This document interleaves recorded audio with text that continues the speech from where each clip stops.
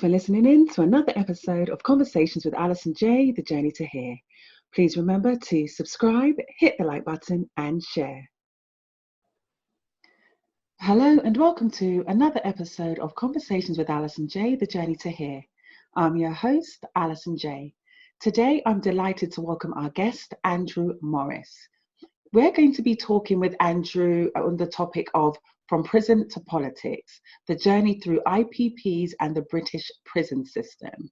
Many people have never heard of IPPs. I know I definitely didn't. IPP stands for Imprisonment for Public Protection. Now, IPPs, the act was written in 2003, it was enforced in 2005, and it was finally abolished in 2012. But here's the thing with IPPs. With an IPP, you don't have to be incarcerated because you've actually committed a crime.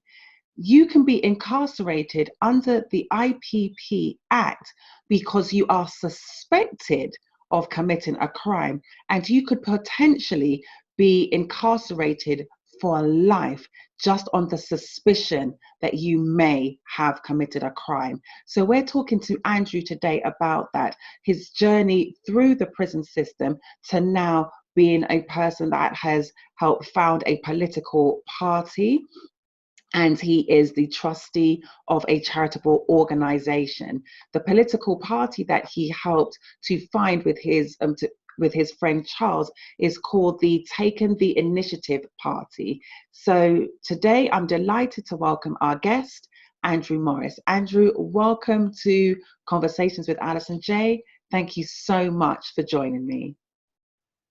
Andrew,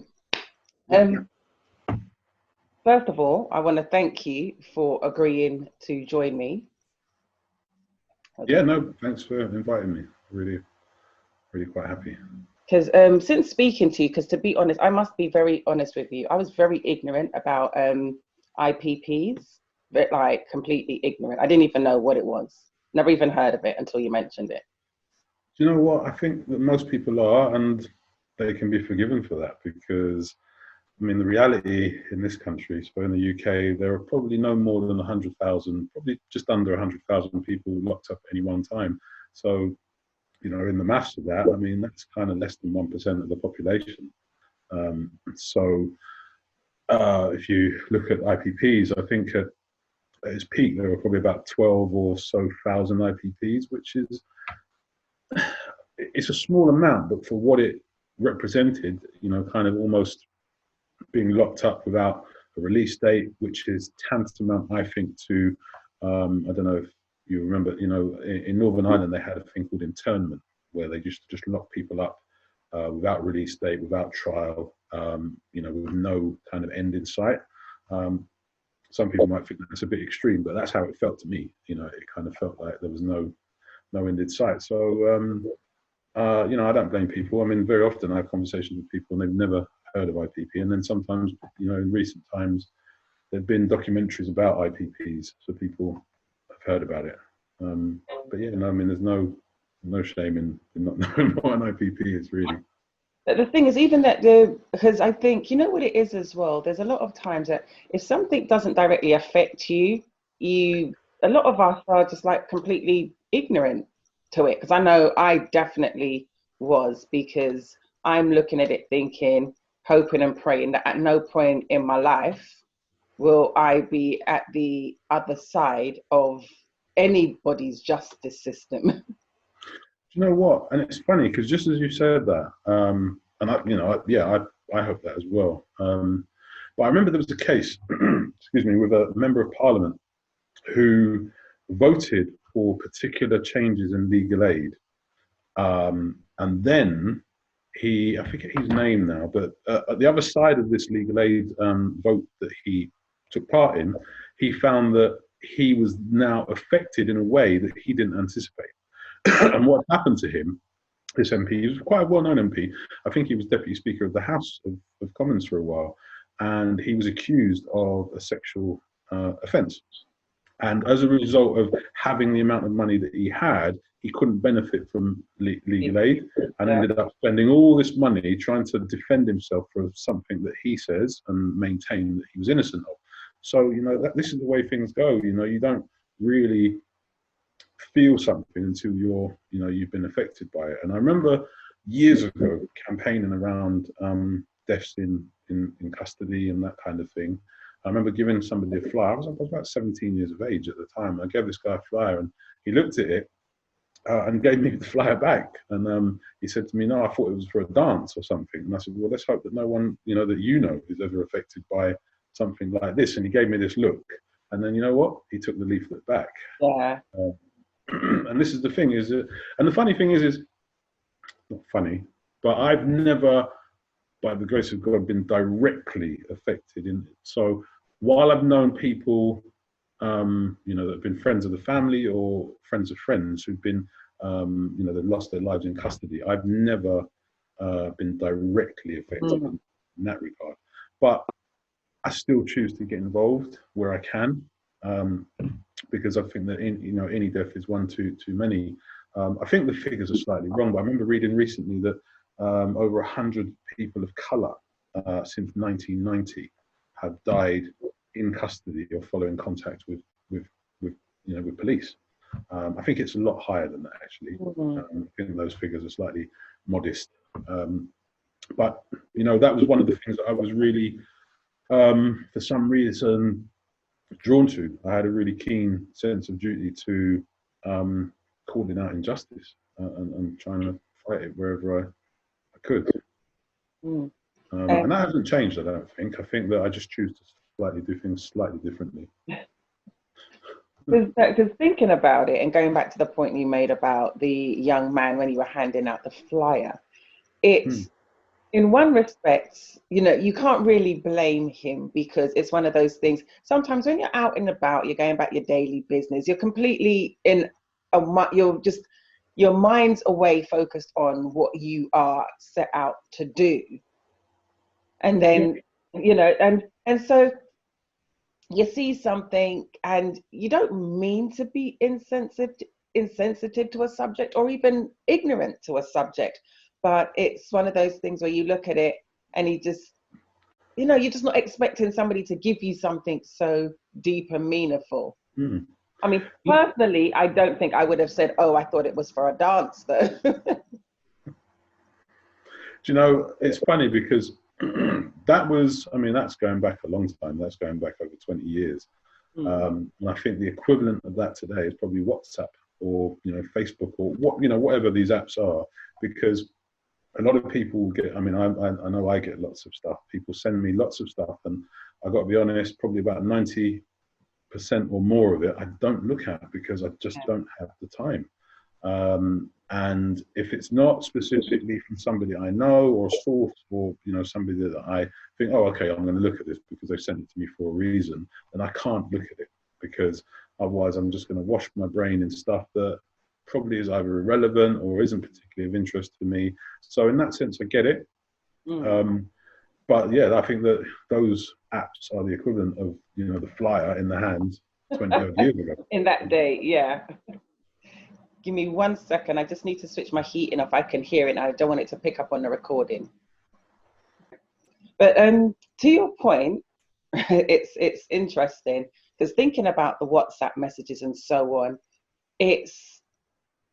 I think because so many people now have, and I'm going to use this, not wanting to sound controversial, but possibly going to, they choose to live in such ignorance. Because the amount of things that I've seen sent to me on WhatsApp and some of these platforms, I think that's the reason why I don't pay attention to probably about 95% of it. Because when you look at it, you think, do you people not fact check or research? Do you just blindly forward things? And I think that has, because back in the day of flyers, you didn't really have that many people handing out flyers unless it was for something important. For example, unless it was church people or politics or a dance. So back about 20 years ago, those really were the three main groups of people that would hand out a flyer, right? That's true. Yeah. So you weren't as bombarded with things. So you could, if it was for a dance, you know that there was always a dance going on. If it was for a church, you know that there's so many different denominations of churches around the place, and you know there's political parties and people campaigning. But now, the way that misinformation is flying about the place, and there's some WhatsApp messages and things, and I know this is going to sound very terrible, but sometimes depending on who's sending it to me, depends on me just kind of thinking, am I going to open it? Am I not going to open it? Can it wait like 6 or 7 days before I get to it? Because chances are it's going to be something that they saw, something that they forwarded that. And a prime example, especially since COVID has started, all the cures. I saw this one where they were talking about the pH level of COVID, and they were and then they were saying that COVID is like an 8.5. So anything that you eat that is above that, you're safe. And then they put something like, the best foods to eat. And I saw up there at a 9 point something was lemons. And I'm thinking, hold on a second. Now, I know I left school a good 30 years ago. Really? Yeah, I know, right? And however, I remember the pH balance and scale. And I remember it wasn't that high. 7 somewhere, wasn't it? 7. It goes up to 14. Oh, right, yes, yeah. So 7 is the middle. Yeah. And then I'm thinking, but my basic recollection of it, because I'm not a scientist, was that the lower the number, the more acidic the food. Yeah. If it goes up to 14, how in the world is lemons a 9?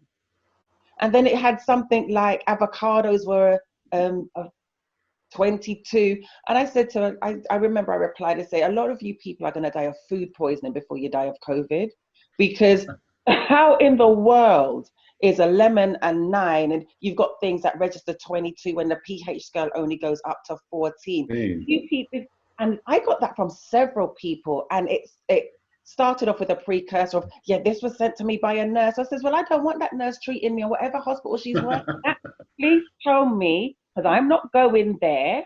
Because if she doesn't know that the pH scale only goes up to 14 and somebody hired her in her ignorance, I don't want to go there. Thank you, though. And I say that, and I'm, making light of it. But it's a lot of stuff like that, that there's a lot of things that just bombard you. And I just stopped to think, so you know something? I'm in so many not email groups, and WhatsApp groups and social media groups. And no matter how much you say to people, please check the information before you send it. Because the chances are you may send one thing that is absolutely factual, but because of the 99 other things that you sent that are useless and makes no sense, I may now have a hard time paying attention to that one thing that you sent me. Yeah. Do you know, I've just become a little bit more cutthroat because there's a guy called John Jay. I think he's like a kind of a pastor or something or other. And one of the sayings he had was, say what you mean what you say, but don't say it me. And for me, there's no harm in, kind of not looking at 95% of the stuff you get. And there's no harm in kind of saying, you know what, no. Because there are some people that get really emotional that you haven't looked at something immediately and they've sent it. But guess what? Life has to go on, Bills have to be paid, work has to be done. And the time isn't always there to do what people want you to do at that moment. And, I can't apologize for that. It's just life. One of my friends, Jackie, she has kind of an involvement in addiction psychology and this kind of stuff. And one of the things that she says is that, generally speaking, we are automatons. That's what we do. We blindly kind of follow stuff, and I don't want to do that stuff anymore. I don't want to be an individual just for the sake of being an individual. But what I don't want is people dictating to me when I read, stuff that they send, because we've seen, and we're continuing to see, that social media can be a real depressing place. It can be a real it can have a huge effect on people's mental health, and sometimes you've got to take a break from it. I had a period where I was ill not too long ago. I don't know what it was, whether it was COVID or what. All I know is I'm better now. But I was kind of, in a way, in a good place because I was sick. I laid on my settee watching TV, boring TV, for about a week, and I didn't interact in social media at all because I was just so I was devoid of anything resembling care for what was happening in the social media world, which isn't a bad thing because it can be really draining. It can be incredibly draining. Maintaining those, maintaining relationships are difficult enough. So, if you equate that to, all the WhatsApp groups and these groups and Facebook and all the various things that you get, it's like maintaining a number of relationships simultaneously, and that's really draining. Yeah, it is. I know how you feel because I remember I was really busy at work doing some things, and by the time I picked up my phone, it can tell you that you have X amount of messages from X amount of either groups or people. And I looked at it and it was over 100. And I actually felt very overwhelmed at the thought of having to look at that. I really felt very overwhelmed. And I know some people might roll their eyes and whatever, but I thought, I didn't know how many of them needed a response from me. I didn't know, but I just thought to myself, do I have to read all of this? What is the information going to be? I don't really have the time to reply because I'm just really busy, caught up. And I must admit, Sorry, I missed a lot of that because my phone started to ring. So we might have to kind of stop and go back because my internet connection went a bit funny. Sorry. No, that's okay. No, I was just saying how overwhelmed I was when I picked up my phone after a very busy day at work. And I saw that I had over 100 messages from something like 30 chats or something like that. And I just thought, I felt quite overwhelmed at the thought of, I don't know if I needed to respond to all of those. And were they all like videos that I needed to take some time out to watch or things I needed to read? And just the thought of, after a busy, very, very busy and taxing day at work, then having to pick up the phone and then go through all of those. And that was just WhatsApp messages. That wasn't my personal emails. That wasn't Telegram. That wasn't relationships like at home or anything like that. That literally was just WhatsApp, and that was one day. And so I know what you mean when you say like to take that break, because it can be, and in my case, and it was especially during COVID, working from home, not really having that much of the social interaction, and there was just so much going on. It really did feel very, very overwhelming. So I know what you mean when you say that, taking that break and that stepping back. And that is really important though, because your mental health, if we were to take in everything that's going on, so like prime example, I live here in the US, a few short miles from where all that madness happened on Wednesday. I don't live far from it. Let me just put that out there. I don't live far from it. So, and I was having a very, very busy day at work, because the truth is, I've chosen not to put on the news, to read much. I look at headlines. I read enough not to be ignorant, but I don't take in too much to be overwhelmed and distraught and depressed by it. And it was because I was getting calls and messages from the UK. Are you okay? Is everything? Cause especially people that know I've moved here. It's like, are you okay? What's going on? And so I'm just like, yeah, I'm good. And so somebody said, put the news on. And I put the news on and I saw what was happening. Wow, yeah. And I started to go down a rabbit hole, I must admit, because one of the things I started to do, I put it on the different channels, because, you put it on one and it's biased and towards one side, you put it on another and it's biased towards the other side. And you're just trying to find the most neutral news, if that's even a thing or possible, right? So I put that on, and then I started to read the WhatsApp messages. Then I started to get the emails, and then the text messages, and people calling me. It's like, are you okay? Stay safe. I know that you're not that close to it, but you're close enough. And it's just like, wow. And then because obviously born and raised in the UK, I still have a very, very keen interest in what's happening over there. Yeah. And so it's just like, okay, the last few days have been very, very overwhelming, where you could run the risk. And then what I was starting to look at as well, because being a minister, born and raised in church, I then started to go on the social media pages of all those ministers that were prophesying that how this election was going to turn out. So I was looking, and you know what it is, you can get caught up in the comments, right? You get your popcorn and you get a drink, and you just, because I'm just here for the comments, just to read. And the next thing you know, an hour and a half can go by when you've done nothing but consume things that really don't sit well in your spirit. Yeah. Well, talking of sitting well in spirit, I'm just wondering what will happen with, I mean, I don't want to get too caught up in that, but what will happen with WhatsApp? Because I'm hearing lots of people talking about this new thing in the clauses that says in recent times that by a certain date, I think in the next couple of weeks, if you don't kind of opt out, then WhatsApp and Facebook will have access to your contacts, in your phone and all this kind of stuff.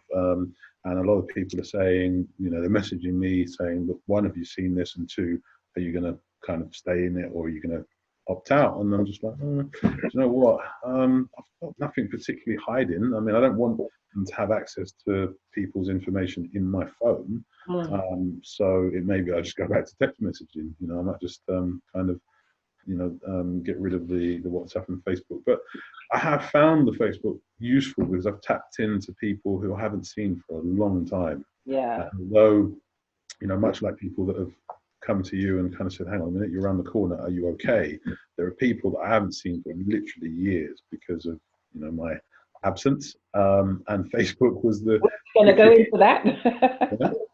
Facebook was the quickest way to connect with some of those people, and it's been really good to connect with them. I've met up with a couple of people from school that I haven't seen literally since we left school. How many years ago? I can't even think how many years ago it is. It's going to be kind of 20-ish. My maths is terrible. It's about 27 years, something like that. So not far behind you. Good, I'm not on my own out here.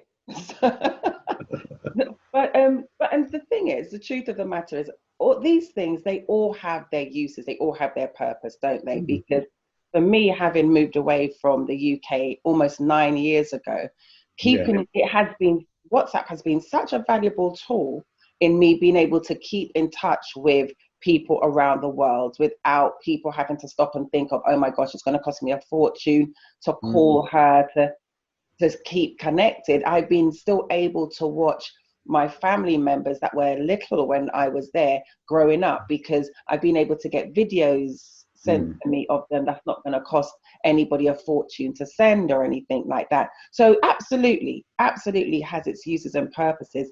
However, if it's going to be something where that whole big brother is watching thing, I don't know how comfortable I would start to be with that. But then having said that, that's something that I've been hearing going around for at least a good 3 years now anyway. So it's now to look into, it's like, okay, is it true this time? Yeah, that's true. Because I mean, I remember years ago being in a particular space, we'll come to that, but having access to a phone and kind of getting into the WhatsApp and stuff. And I remember this thing that was going around saying, oh, if you don't do this, then they're going to be charged to use WhatsApp. And that never did happen. Exactly. So this is the thing about, all the fake news, and it's worrying. It's just, what makes me quite frustrated and sometimes borderline annoyed, to put it mildly, is the time that people seem to have to create the fake news. Because I really don't have the time to read it. But some of these memes and things that go around, and I just think, well, some creativity's gone into that. It's taken you more than a couple of hours to produce that. Why? For what purpose? I don't know. I'm just kind of happy to do what I can with what I've got where I am, because that's all I can do. You give me some nostalgic moments here, because I can remember some years ago I went for this job. It was in Northwest London. It was in Camden. and I was late for the job. I was late. I planned everything down to, you know, the minutiae of my route and timing and all this kind of stuff. And I got there late. Anyway, as I arrived there, the lady behind the desk said to me, "Look, they're waiting for you. Good luck." And I said, "I bet you told everyone good luck." She said, "Actually, no, I haven't." And at that moment, I don't know what it was, and I don't seem to get these moments much anymore, and I really need to tune into it. But at that moment, I thought, you know what? I'm going to get this job. So I've gone into the interview, and there's 3 people in there, and one of them is a retired probation officer, one was a retired tax inspector, and then one was the director of the organisation. And so I sat in front of them, we did the interview. There weren't really kind of apps and mobile phones back then, even though I'm not that old. And listen, I remember the days before mobile phones, so we're good. From the time I left Camden to get back to South London, they'd decided that I'd not only got the job, but they'd phoned my answer machine at my grandmother's house to say, "We like you, we'd like you to have the job, when can you start?" Wow. And I was like, wow. And the funniest thing, I mean, without even kind of getting into the figures, I was probably the, I don't know, second from bottom in terms of pay. And believe me, the pay was all right. Pay was good. And that was like everything's 20 years ago, isn't it? It was over 20 years ago. They gave me that job. Unfortunately, I was going through a phase in my life at that time where I was battling addiction, which again is, you know, that's another story maybe for in a minute. I don't know, but that's a nice segue into it, actually. Well, but you know, I really, and it's sad because, you know what, that was one of the, I'm going to sound like a, you know, kind of utopian bursting with fruit flavor kind of guy now, but I was really happy at that point in my life, and there was something about what was happening around me at that time that I knew that that job was mine, because I was so desperate for it. I wanted it, but not to the point that I was going to beg or grovel or, you know, kind of, "Oh, please pick me, pick me, pick me." It wasn't any of that. It was like, "What's the question?" And then they asked the question. I gave an answer. They liked my answer. And that was it. They offered me the job. And I really, you know, I had a really good time working with them. And the lady who, Sally was the lady who was sat behind the desk, a young black woman, single parent, but, you know, lovely, fantastic individual. She was the administrator. And yeah, she, you know, I remember her looking at me just saying, "Yeah, I really did mean good luck." I don't know what it was. I think she just saw me, she liked me, and yeah, you know, they offered me the job.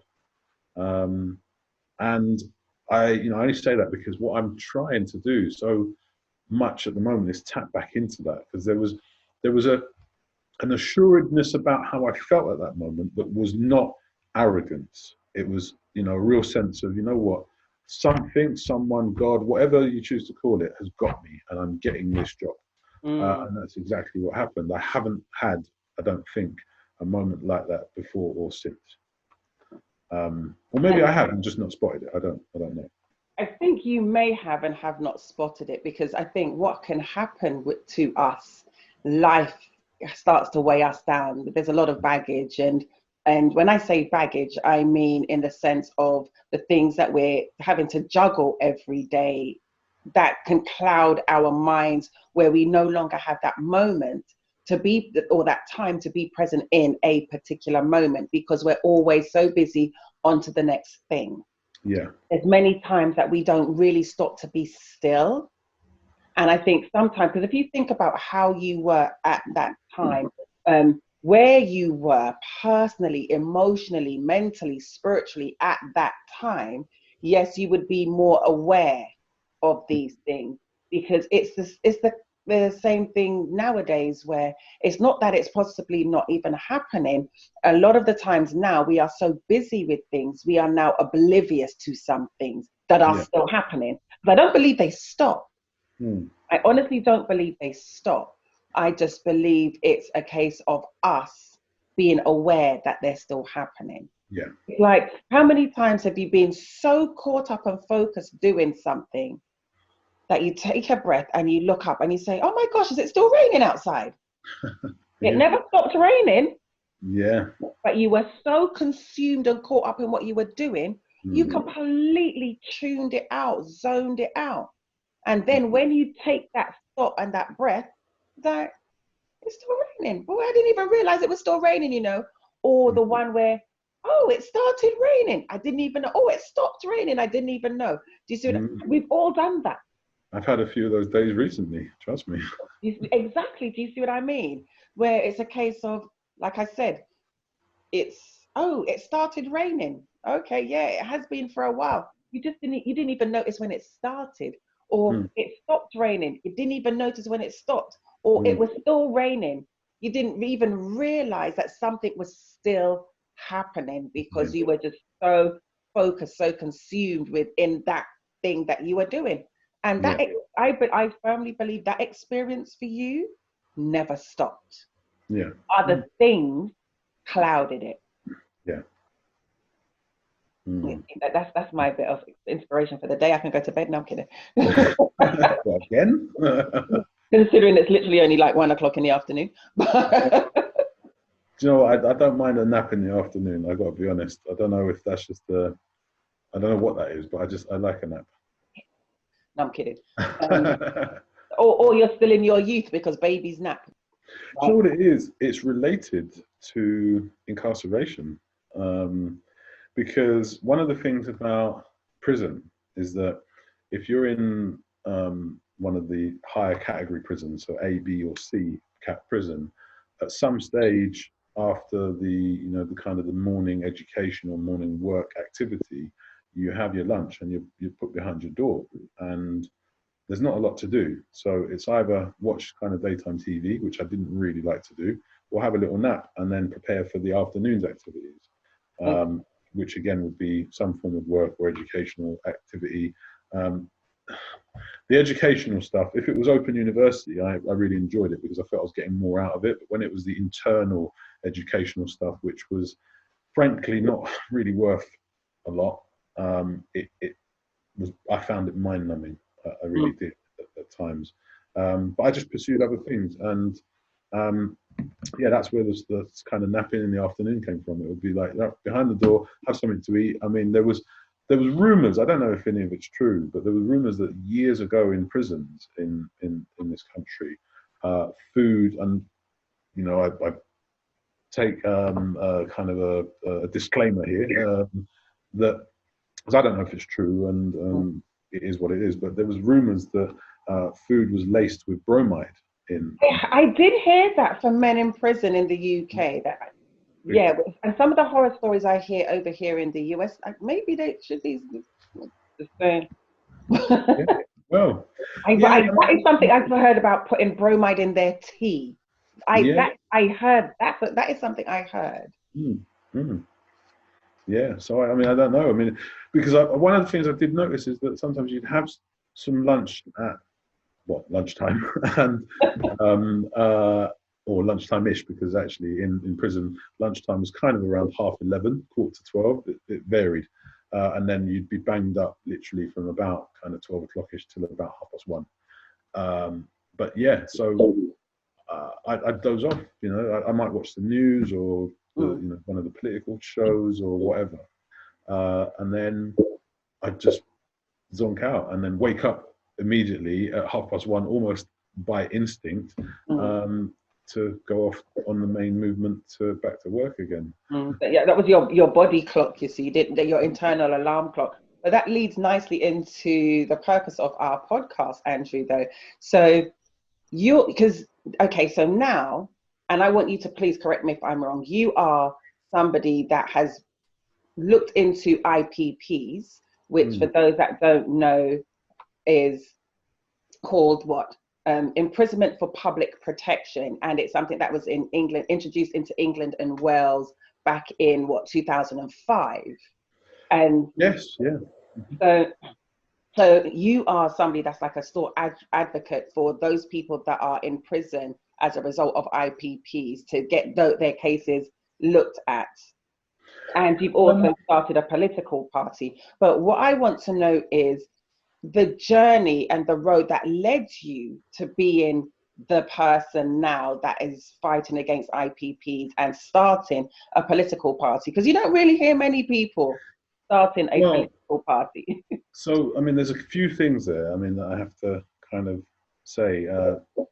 So firstly, I mean, although I've been the co-founder of a political party, I'm not actually involved in it. And there's a reason for that, but I'll come back to that. But I'm really proud of what we've done. Myself and my co-founder, my longtime friend, Charles Gordon, who has been, he's done okay. So he's been able to put his hand in his pocket and help to get to get the party to where it is today. But as I say, I'm not actively involved because, I mean, I'll deal with that now. I mean, because at the moment I'm a civil servant, which is really bizarre. And I'll come back to that because obviously being an ex-prisoner myself, when I say that I'm a civil servant, people are like, how are you a civil servant? But I'll come back to that. But the point is, with the civil service, there are rules and things that govern what you can do. And one of the things that you can't do is be politically active as such. Got you. Okay. So I don't have any political leaning as such, although I have been involved up until I joined the civil service just over a year ago now. I can't believe a year's gone already, but just over a year ago in setting up Taking the Initiative Party, or TTIP for short. The other thing is that with IPP, I am an IPP. So I was given an indeterminate sentence. And so some of the history to it is that in 2003, the legislation was written. And as you rightly say, in 2005, the first IPPs were given out. And the whole idea was that maybe 1,000 people, I don't even know how they came to that. It's kind of an arbitrary figure in my view, which will become a bit more clearer when I say what I'm going to say now, which is that the whole idea was it was going to be aimed at 1,000 of the most serious, prolific, violent offenders. I don't know who came to the conclusion there were only 1,000 of them in the whole of the UK. The UK, right? There you go. So what then happened is that that number increased substantially because for some reason the law was written in such a way that over 400 offences could receive an indeterminate sentence for public protection. So they were literally giving these sentences out like Smarties. Now that wasn't the problem. I think what the problem was that at the end of this sentence, which had no actual end, what the legislation was saying is that if you get an IPP, in order to prove that you are safe to be released, you must complete offending behaviour programs. Right. The trouble arose there because most of these offending behaviour programs didn't have enough, psychologically trained staff to run them. They would only run programs of maybe 8 to 10 individuals at a time, which created a bottleneck. So you had some people getting 12-month tariff in prison, but the course that they had to do had a 5-year waiting list. So, you don't have to be Columbo or Jessica Fletcher to work out that you're going to be in prison for some time. And so I was given a sentence of minimum of 2 years, at which time I could be reviewed. And I wasn't reviewed until I'd done 5 years in custody. And then I was sent to open conditions. I mean, I made mistakes. I was returned from open conditions to closed conditions, and then I had to work my way back to open conditions. And eventually I was released in 2019. So literally just over a year ago. As I say, 12, I think somewhere like 12, 13,000 people, I can't remember the exact figure, got indeterminate sentences. And at the time that we're speaking now, there are still nearly 2,000 or just over 2,000 people serving indeterminate sentences in prison. And what's worrying about that is I think 40% of those people are people who've been released but have later been recalled to custody for one reason or another. And those reasons may range from, inadvertently or maybe, deliberately missing probation appointments. It may be that they've committed a further offence. It may be that they're suspected of committing a further offence. Or it may be... Sorry, you say suspected, so there may not be any actual evidence that they have actually committed an offence, but just because they're suspected, they could just be called back to prison? Whether or not they did. Yeah, absolutely. Because see, one of the difficulties with this sentence, and I kind of get it, because some people do kind of get upset at the fact that the whole point of IPP is to protect the public. I get that. Mm-hmm. But at the same time, one of the license conditions that IPPs and most people actually who go to prison have is that it says you must be of good behavior. Now, that's a really broad term, because you could be in the wrong place at the wrong time, get arrested, and that probably will generate a recall, even if you haven't faced a charge, because the fact is you've put yourself in the eyes of the system in a position where you've been arrested. So, for example, we're now effectively in lockdown, and we have been intermittently for a year now, effectively. So in the UK, there are COVID regulations, and there are reasons that you should go out, and there are reasons that you should stay at home. And so if, there are some figures out, and I believe they're accurate because they're published by the government, so they can't be wrong. I wouldn't have thought. Well, I say that, but what I say is this, because I had a chat with a police officer during the last summer, and this officer stopped a young black man very close to where I live, and I wondered why, and I just said, what's going on? And they said to me, well, we're just having a chat with him. We want to know why he's in the area. And I said, why? Because I'm a father, so I want to be, all right, I have a little girl and not a son, but I'm just a bit concerned that why is he being stopped, and why nobody else is being stopped here.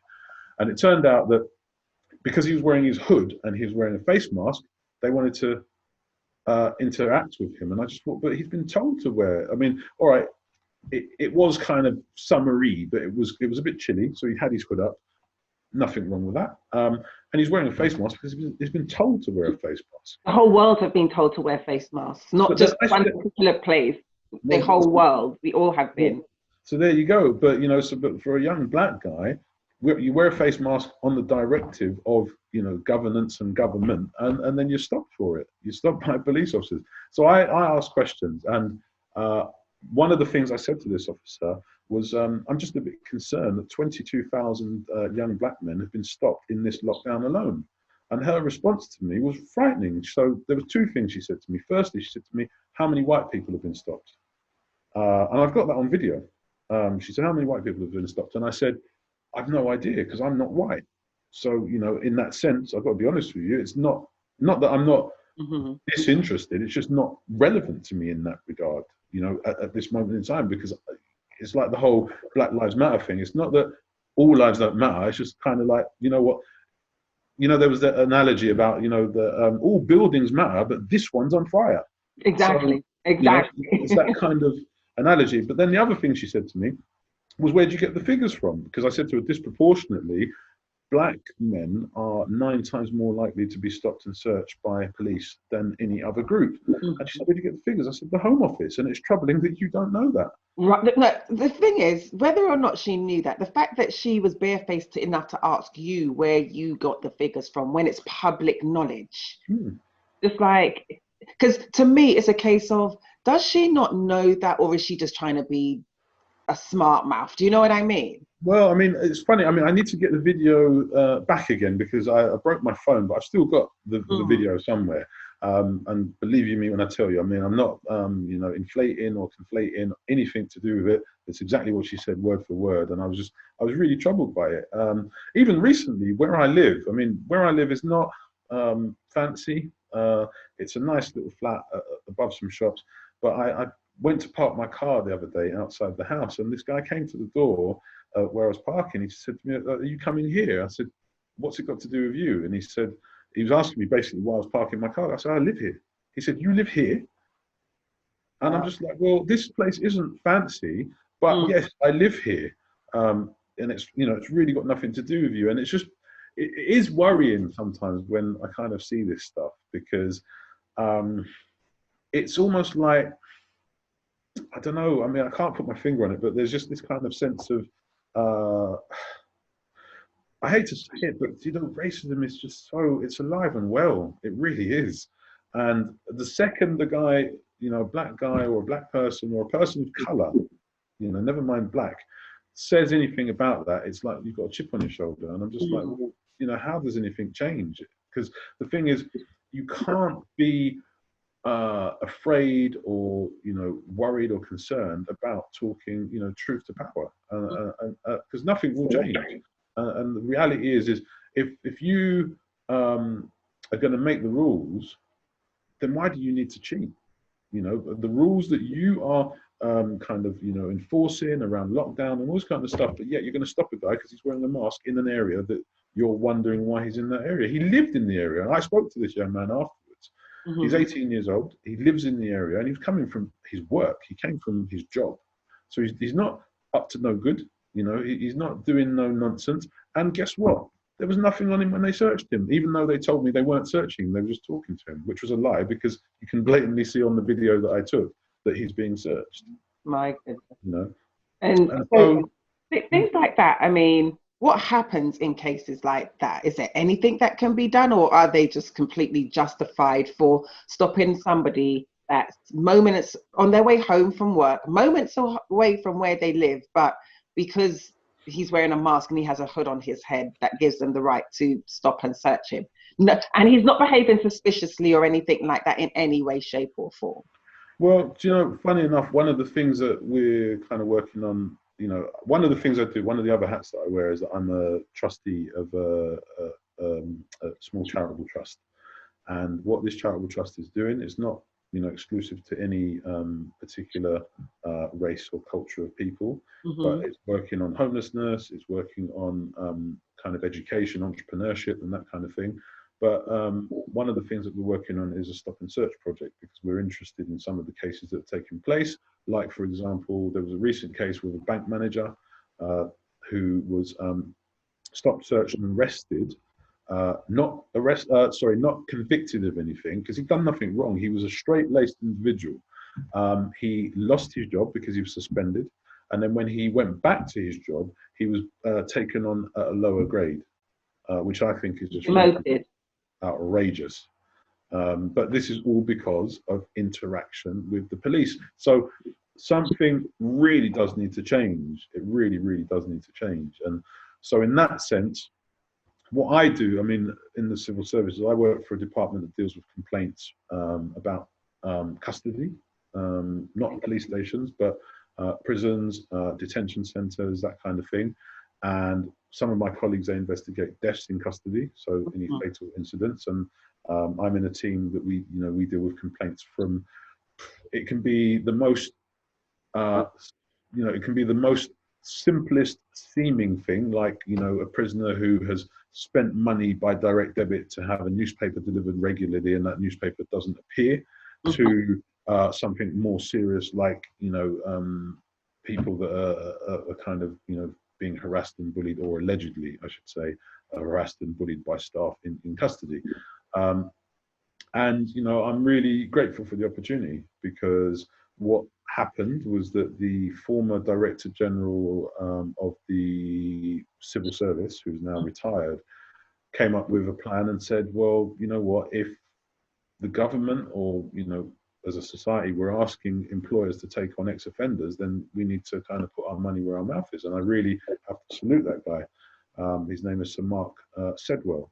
And so as a result of that, one of his colleagues from one of the government departments came to a prison I was resident in at the time, and did a speech. And he basically just said, we have these opportunities. However, and then he started listing some caveats. And all of those caveats were things that would preclude me from applying. And I just went and I said, whoa, look, hang on a minute. How have you come here to say, here's what you could have won? And I decided, I put an application. The governor was very supportive, and then I was offered the job. Bizarrely, I went on home leave. I came back from home leave on the 4th of July, and that was when I got the news. I mean, I'm not American, so I don't buy into the Independence Day, but in a way, it was a form of Independence Day, because I was just like, wow, at least I'm going to leave prison, and I've got an opportunity to go and work in gainful employment. And I'm so explain to me, sorry, I know what it is, but home leave. Oh, home leave. Home leave, I think, in America is the equivalent of what they call furlough. So it's an opportunity to go home for a period, usually maybe 1 or 2 or 3, I think a maximum of 4 nights, where you specifically write down an application of what you're going to do, who you're going to do it with, and when you're going to do it. Usually the first day and the last day of your home leave is reserved for travel. So it's basically traveling to and then from, and then what happens in between will be the kind of positive, relevant, appropriate activities that will see you leave prison, hopefully in a better position than you entered. That's the idea. Whether that actually happens in practice is speculative at best, I would say.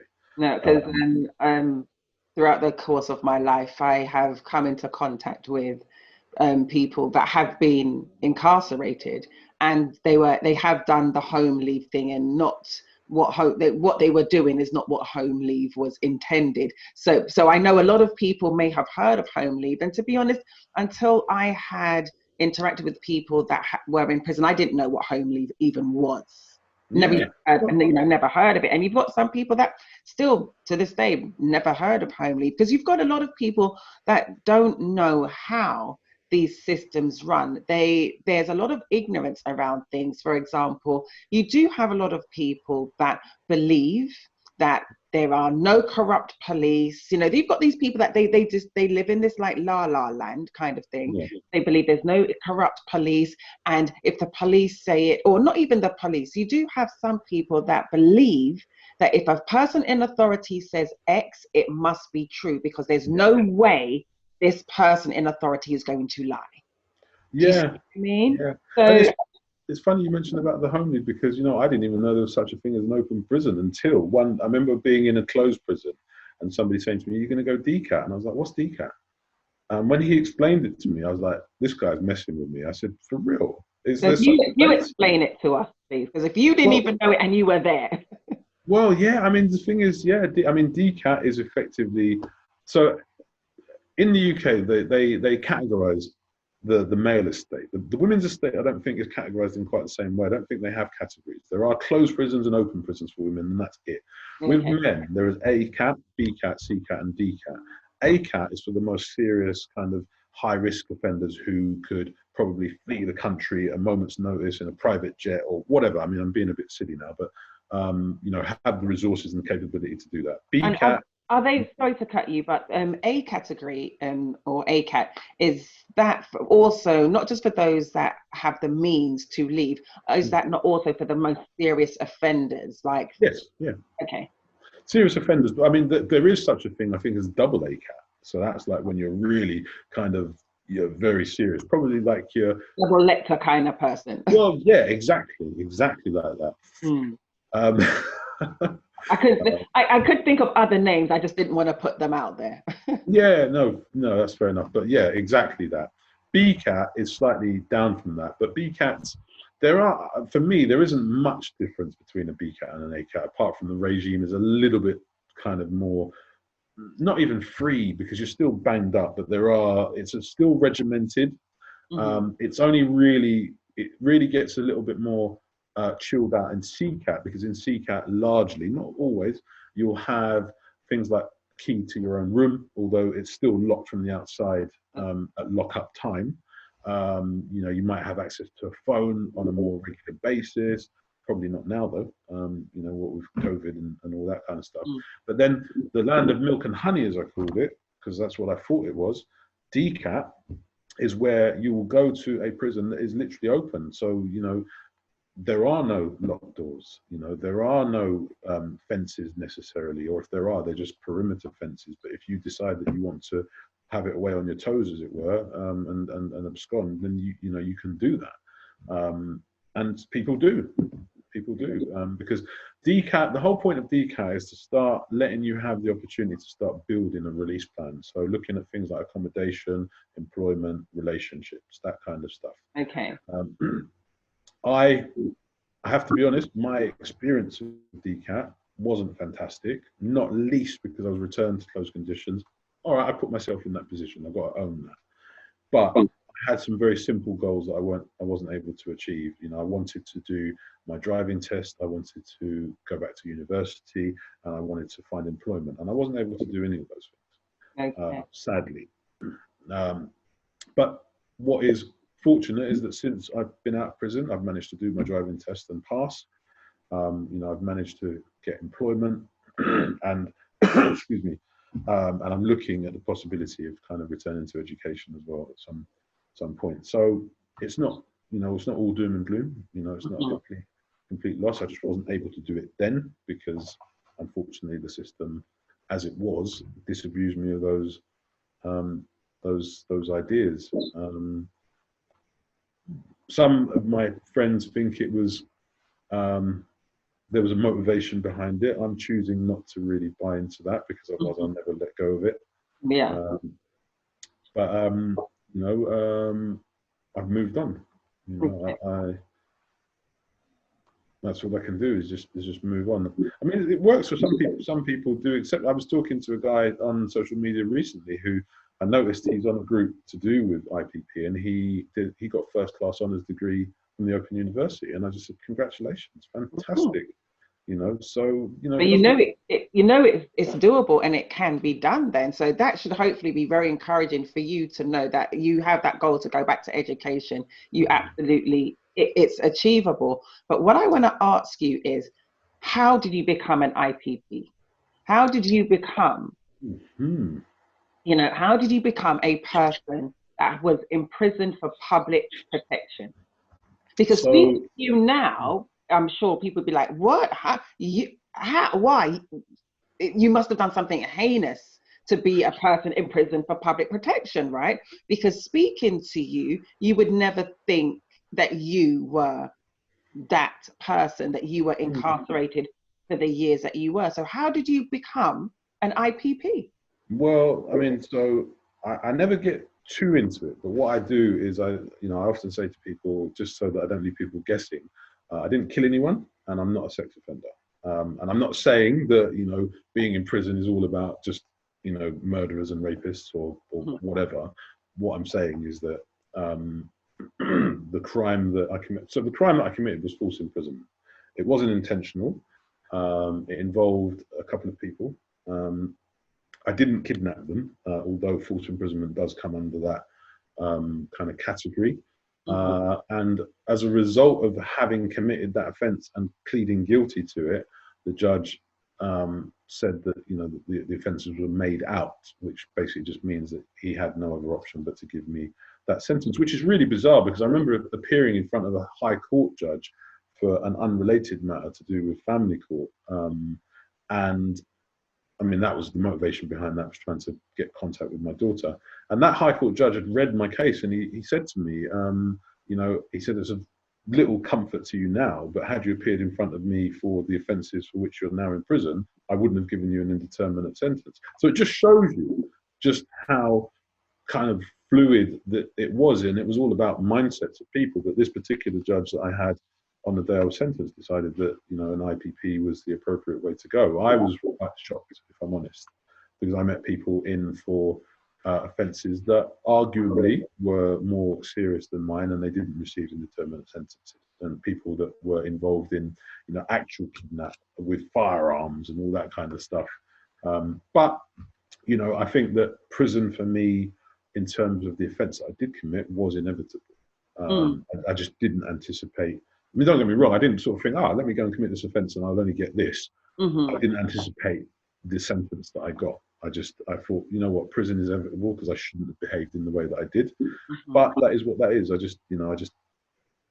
I kind of still have a little issue that I think that it was far too harsh sentence. Manifestly excessive, I think, is the way the Archbold legal book describes it. It says, you know, there's a precedent that was used to appeal my sentence, which was swiftly rejected, as were a number of others. But yeah, it says manifestly excessive.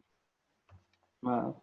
And it's interesting that when you appear in family court and he looked at your sentence and he had a completely different mindset. So it's interesting that it just goes to show that actually these are discretionary to the judge passing the sentence, because he didn't he didn't have to give you that sentence. And if another judge looking at it thought, It's funny you use the word discretionary, because IPPs were listed in the you know, on the statute as discretionary life sentences.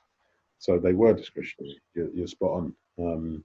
And it's really interesting that you use that word. And it's funny because the other thing that happened for me is when I went to court, there were two judges in this particular court in the kind of southwest of England. And I remember once a guy said to me, "Oh, I hope you don't get that judge, because if you get that judge, you're in trouble. But if you get the other judge, you'll be all right." And it's funny because the judge he thought I'd be all right under was the one that I got, and he was the one that shoved the an IPP my way, or hung L plates around my neck, as people would say. That's kind of one of the not definitions. That's one of the things that people in prison say when you get a life sentence. You've got L plates wrapped around you. Basically, you got a life sentence. That's basically that's what it is. You got a life sentence. That's what an IPP is. It's a life sentence. Yeah. So you got so because I just want to get this really clear, because you're gonna have a lot of people, people listening that are thinking, what's the big deal? So an IPP, because I was looking into it after having spoken to and heard of you, I had looked into an IPP, and I'm just going to give you like the textbook definition of when you do a search, one of the first things that comes back. So an IPP is imprisonment for public protection in England and Wales. The imprisonment for public protection IPP sentence was a form of indeterminate sentence introduced by Section 225 of the Criminal Justice Act of 2003, with effect from Criminal Justice Act of 2003 that came into effect in 2005 by the then Home Secretary David Blunkett, and it was abolished in 2012.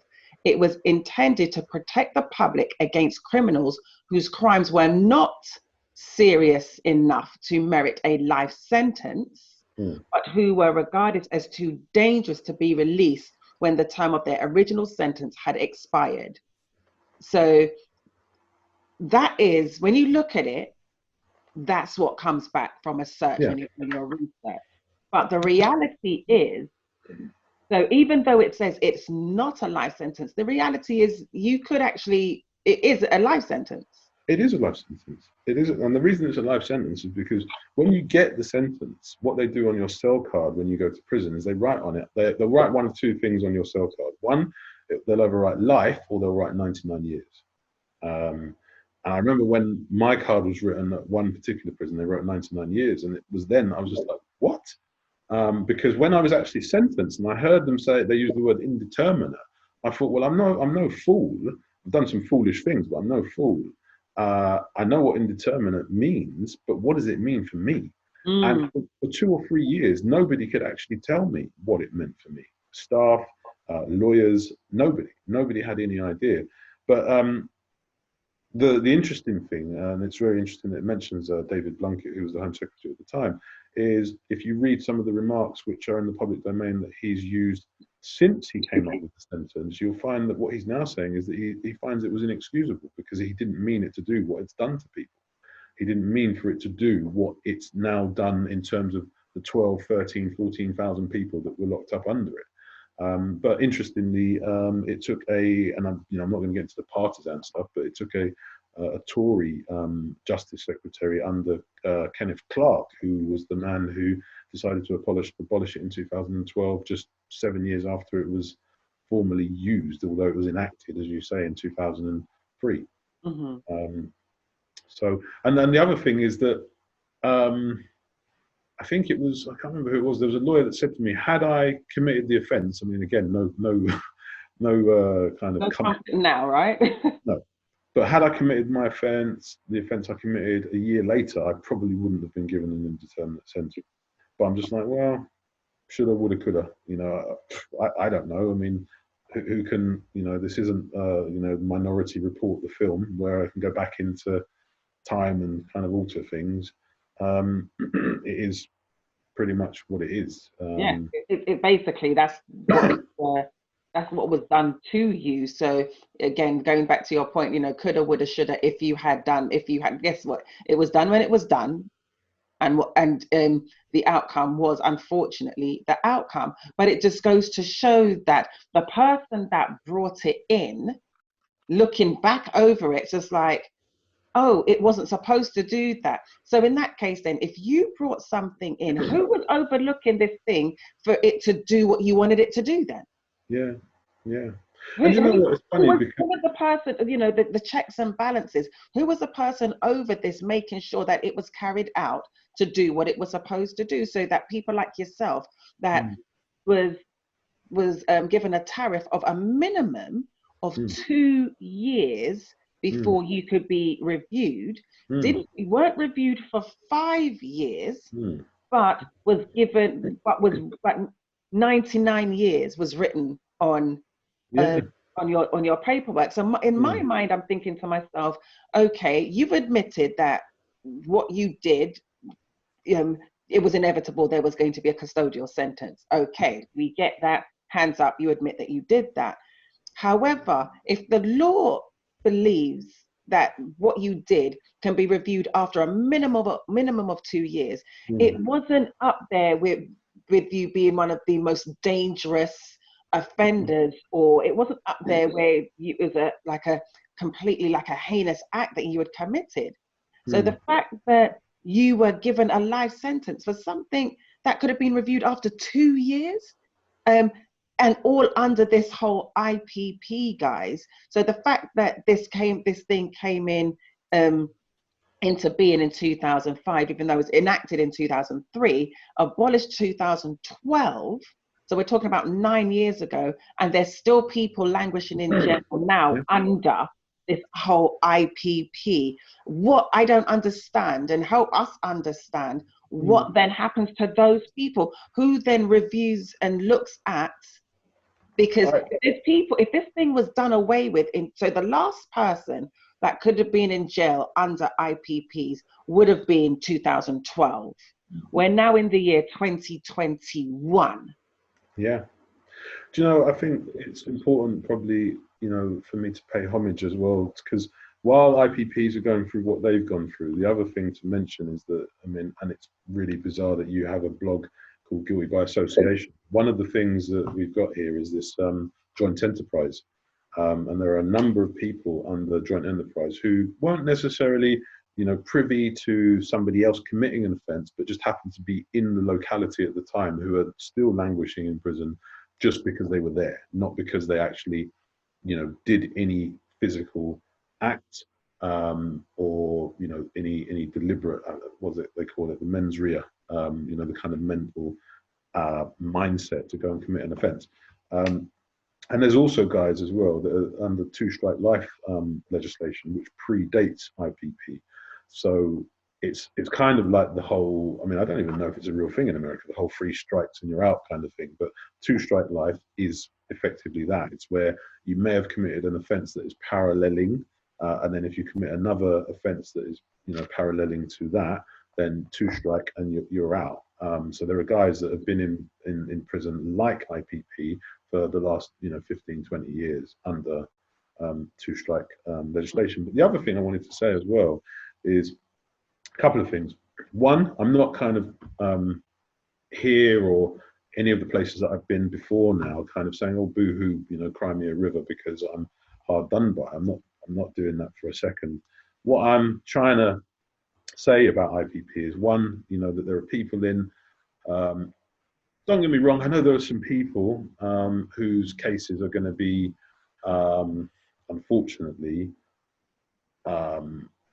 so straightforward that they're there because they need to be there. And again, to your point, because and I never once took it that you were, the whole cry me a river thing, because you've always said, look, I did some stupid things. I knew that what I did was going to end up in a custodial sentence. But it's a thing, and yes, we do know that you do have some people just like, okay, how about you do this? You lift up the jail, you put them under, and you put the jail back down. We know that too. So, but this isn't even about that, though, is it? And the reality is, and not here, just here in the US, not just there in the UK, but pretty much the world over, are there not people literally languishing in prisons, in jails, for something that you're looking at, you're just like, why are you still here? Why did you get life for this? Why did you get a prison sentence in double digits for this, when you've got people that arguably, as you've said, have done worse things, and they're out now living la vida loca. Like, yeah, yeah.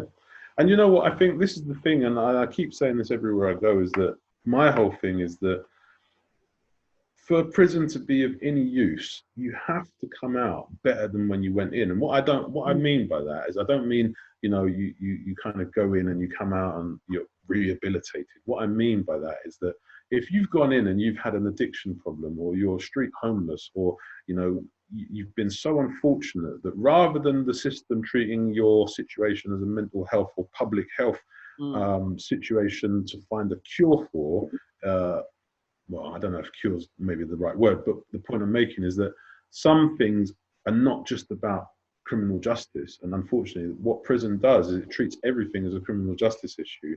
And there's no real, I'll give you a very, very easy, simple kind of analogy that I was talking to somebody about only last night, actually. And that is that there are lots of people in prison who don't even have a bank account, never mind, you know, kind of job or somewhere to live and that kind of thing. And there was an occasion, I won't tell you what I did, but where I was told, no, you can't apply for a bank account because you can only do that in your last 3 months. And I'm like, well, how am I supposed to do that? Because in theory, I never have a last 3 months because I'm indeterminate. I have a bank account now, I won't, you know, and I went about it entirely appropriately, but it just struck me as really odd that rather than finding, you know, the reasons why, people in the system seem to find the reasons why not. And I just think that's unfortunate. And I get why some of them do it, because I remember a governor saying to me, I'm reluctant to sign off, you know, home leave. And I said, why? He said, because my mortgage depends on it. And I just thought, well, you're in the wrong job, because people in here need to get on with their lives. And if you have somebody in an open prison, the chances are they're there because the system believes they can be trusted enough for them to be there. yeah. And the chances are, if they haven't absconded within a very, you know, small window of arriving within the first 2 or 3 weeks, the chances are they're going to go by the rules and they're going to do as they're being told, because they can leave at any time. And very often people do. But one of the other things for me is that I just have this desire, not a flight of fancy, but a desire to be the first, the first ex-offender to govern the prison. Interesting. I would like to go and govern the prison. And the reason I want to do that is because I think that I could do things slightly differently from the lived experience that I have. It wouldn't be a free-for-all, but at the same time, I would do things in a way that the outcomes could be better for people. Because I think that there are solutions that can be found to dealing with individuals' problems in a sense that means that when they leave prison, it's like one of the things that really does make me puzzled. In England, when you leave prison, you're given a discharge grant of £46. I don't know what they expect you to spend that on, because, you know, you could spend that quite easily. You know, the whole idea, believe it or not, is that you could put it towards accommodation. Well, guess what? Sorry, wait, hold on. I'm sorry. Hold on, wait. sorry. And I'm not even trying to make light of this, but you said you're given £46. Yes. You're supposed to put that towards accommodation. So if we equate that, so you're on leave, when you're leaving, you're given £48. So you're given probably about $75. £48, about $75, roughly, give or take. And you're supposed to put that towards accommodation. For how long? Because I don't know many places I could get one night for that much less for any length or period of time. Well, and I thought I could eat more than that in one meal. Don't just look at the size. Don't judge the size, and believe me, I can put it away. But I could eat way more. I could eat more than that in one meal. So I'm not. I thought. Oh, okay. £46. But the thing is, I mean, the only place I know that you could probably get somewhere for more than a couple of nights is maybe a YMCA, that kind of establishment where you pay maybe £10 or something for a couple of nights. But you know, not everyone's going to think of that, and not everyone else is going to. But not even thinks of that. Not everybody even knows that. Well, this is the point. I was gonna say exactly that. You know, not everyone will know that. I stumbled across it because you know, I'm a little bit resourceful like that. But what I was going to say about the money is that if you have the misfortune or fortune, depending on the way you look at it, of being incarcerated in Scotland, you'll get over 100, I think £110 on your discharge. Now, I may have this wrong, and I hope that, you know, I'll stand to be corrected. But Scotland, as a devolved authority, operates its finances through, indirectly, Westminster. So the money comes from England to Scotland. So what is it that Scotland is doing that allows them to give prisoners leaving prison more than double those leaving prison from England? How is that? How does that work? I don't get it. I mean, I'm not saying that, you know, £110, you know, 50, 60 quid more is going to improve. Yeah, it's not life-changing. However, I mean, how is it possible? It strikes me as really odd, and that is for those kind of reasons that I'd really love to have the opportunity, even if it was just for a year or even 6 months, to govern a prison, to see if at the end of that period, you know, the people in that prison, because this is how it's measured, isn't it? They're able to measure, once you've got a prison number and you're released. There are these scales on this kind of system, I forget what it's called now, that predicts the likelihood or the possibility of reoffending in 1 year, 2 year, 3 years, and so on. And so you're able to judge a prison because, you know, the individuals who get out of there, if they stay out of trouble for X number of time, then you can come to a conclusion about how effective, you know, the regime and the governance and the opportunities have been, you know, the resettlement opportunities have been. So I'd really love that opportunity, and I keep putting that stuff out there. I keep putting it on things like LinkedIn. People share it and reshare it, and I keep talking about it because I really do think that the only way. I had this discussion actually with a man called Raphael Rowe, who is a really fantastic individual, a talented journalist who himself was actually imprisoned in 1988 for a crime he didn't commit. He spent 12 years in prison, but he upskilled, became a journalist, and ended up working in the prestigious role at the BBC for a number of years, and is now doing a Netflix series called World's Toughest Prisons. He's a fantastic individual.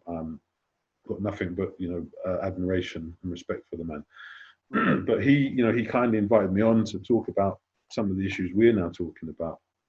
And you know, I think I said to him, not necessarily in the actual discussion, but in the pre-discussion, that I would really love the opportunity to do it, not just because, you know, it's kind of stripes or kind of look at me kind of thing, because I really do want to create a change, because I feel that the only way the system can change is if people with those lived experiences go in and change them. Yeah, and they get more involved, because especially if you are that person that is on the receiving end of, sorry, what did you say his name was? Raphael Rowe? Raphael Rowe, yeah. Raphael Rowe. If you're that person, if you're one of the Raphael Rows of the world, where you didn't commit the crime, didn't commit it, it's proven that you didn't commit it, but still spent 12 years of your life incarcerated in prison. And there's been a couple of instances over here. I think it was something like America's Got Talent, I think it was, I watched either some point last year or the year before, where a man was incarcerated, I think it was something like 37 years. I think I know this case. And then it turned out he didn't even commit the crime. 37 years. That's a long time to be in prison for something you didn't even do. So to your point, so if you're that gentleman or a Raphael Rowe and you are falsely imprisoned, and it turns out that you didn't commit that crime, who better to get involved in doing what he's doing, or like yourself doing what you're doing, to make a change? Because the truth of the matter is, and this is one thing that I have always struggled with, where you see, and okay, it can be sensationalized and dramatized for television, yes, we know this, where you see these police officers and detectives and law enforcement officials so gung-ho after a person to pin something on them. And in my head, I'm thinking, but that means the person that actually committed the crime is out there still free to do it again and again and again. So how about you put all of that energy in getting the right person? Absolutely. And that's some of the things, that's something, to be honest, I've always struggled with, right? How are you so emphatic and passionate to get this person locked away, but you're actually okay then? Because in my head, I'm thinking you are actually okay with the real offender being out there doing it over and over again. Then you're actually okay with that because you're not looking for that person. Do you know what? One of the people I love, who I came across, I'm ashamed to say, only quite recently, was a guy called Brian Stevenson, who is a lawyer in your neck of the woods in the US. And he talks about the fact that, I can't remember how he put it, but basically what he was getting at was that the people that are locked up are very locked up because of the absence of money. So effectively, you could be locked up and be innocent and poor, is what he was getting at, rather than being guilty and rich. And that's such a shame. It really is such a shame. And I don't know what all the answers are, but one of the things that I did get frustrated with was being in an open prison, being allowed. So one of the things about IPP, just going back to that for a second, was that it's measured on what they say is dangerousness. So they say that if you're a danger to the public or in some way a threat to life and limb test, which I think again is quite speculative and kind of unhelpful, because it's what one person thinks. And while I was in the open prison, just to come back to the point, I was allowed to go out and work in a well-known advice charity, giving advice and assistance to members of the public. And I was just like, well, this isn't working for me. In my head, I'm thinking, you're trying to detain me on the basis that you're saying I'm dangerous, but you're allowing me to go out on community service and help members of the public. So how am I dangerous? The two just don't go together. And it was unfortunate that, I had a few occasions where I had disagreements, shall we say, with people in authority, and then I was made out to be anti-authoritarian and anti-authority, and I'm not. I think that there is a place for authority. I just don't like people who abuse it. And I remember once an individual during the early part of my sentence saying this particular lady, she wrote on my file that I was being manipulative, and I said, the problem I have with that is that if people say, people like yourself say that I'm manipulative, I think it's because I won't let you have your way with me. And she didn't like that. But then it came out, I'm not going to name the individual because I don't think that's appropriate, but it came out that she was self-harming and later lost her job. And I'm just like, hang on a minute. So somebody who's self-harming, who's got more issues, is looking after me with mine. How? How is that allowed to happen? And then to add insult to injury, I left that prison and went to another prison, and there was another individual who was very similar to that person, who was escorted from the premises of the prison and had her keys removed from her. Nobody was told why. And I'm just like, see, but this is the problem. There are reports and things being written by people who are really damaged because somebody somewhere hasn't checked these people out, and they're then trying to deal with people who are themselves, by definition, in the fact that they found themselves in custody, possibly broken and possibly even bitter. How? It's just not right, and it's just kind of a never-ending, really, really, really vicious cycle that really needs to change, because otherwise, things just are going to get worse. And when we see events like that have happened closer to you than to me, it gets more worrying, because you just think, well, where's that going? Yeah, absolutely. And it's you've saying that about those two individuals, and if you think about it, millions of people incarcerated, and those are only two that you know about. Who's to say how many more? And I'm not casting aspersions on people that work in the prison system, and I'm not saying all of them have mental health issues. I am not saying that by any means. However, there are some people as in every position, as in every profession, that really are just not fit for purpose, are they? Though. Yeah. And it's really surprising. So I'm not surprised that someone like yourself, and sorry, you, and again going back to the man's name, did you say something Stevenson? Brian Stevenson. Brian Stevenson. I had Dennis in my head for some reason. But going back to what you were saying about Brian Stevenson, it's just like, you know, I'm not surprised that you do have people that are looking at the system and knowing that these systems are inherently, they are flawed. Because going back to what you were saying and looking at it, so again, from the research that I was doing into IPPs, so the act was in place in 2003. The act was actually then enforced in 2005. The whole thing was then, for want of a better expression, scrapped in 2012, right?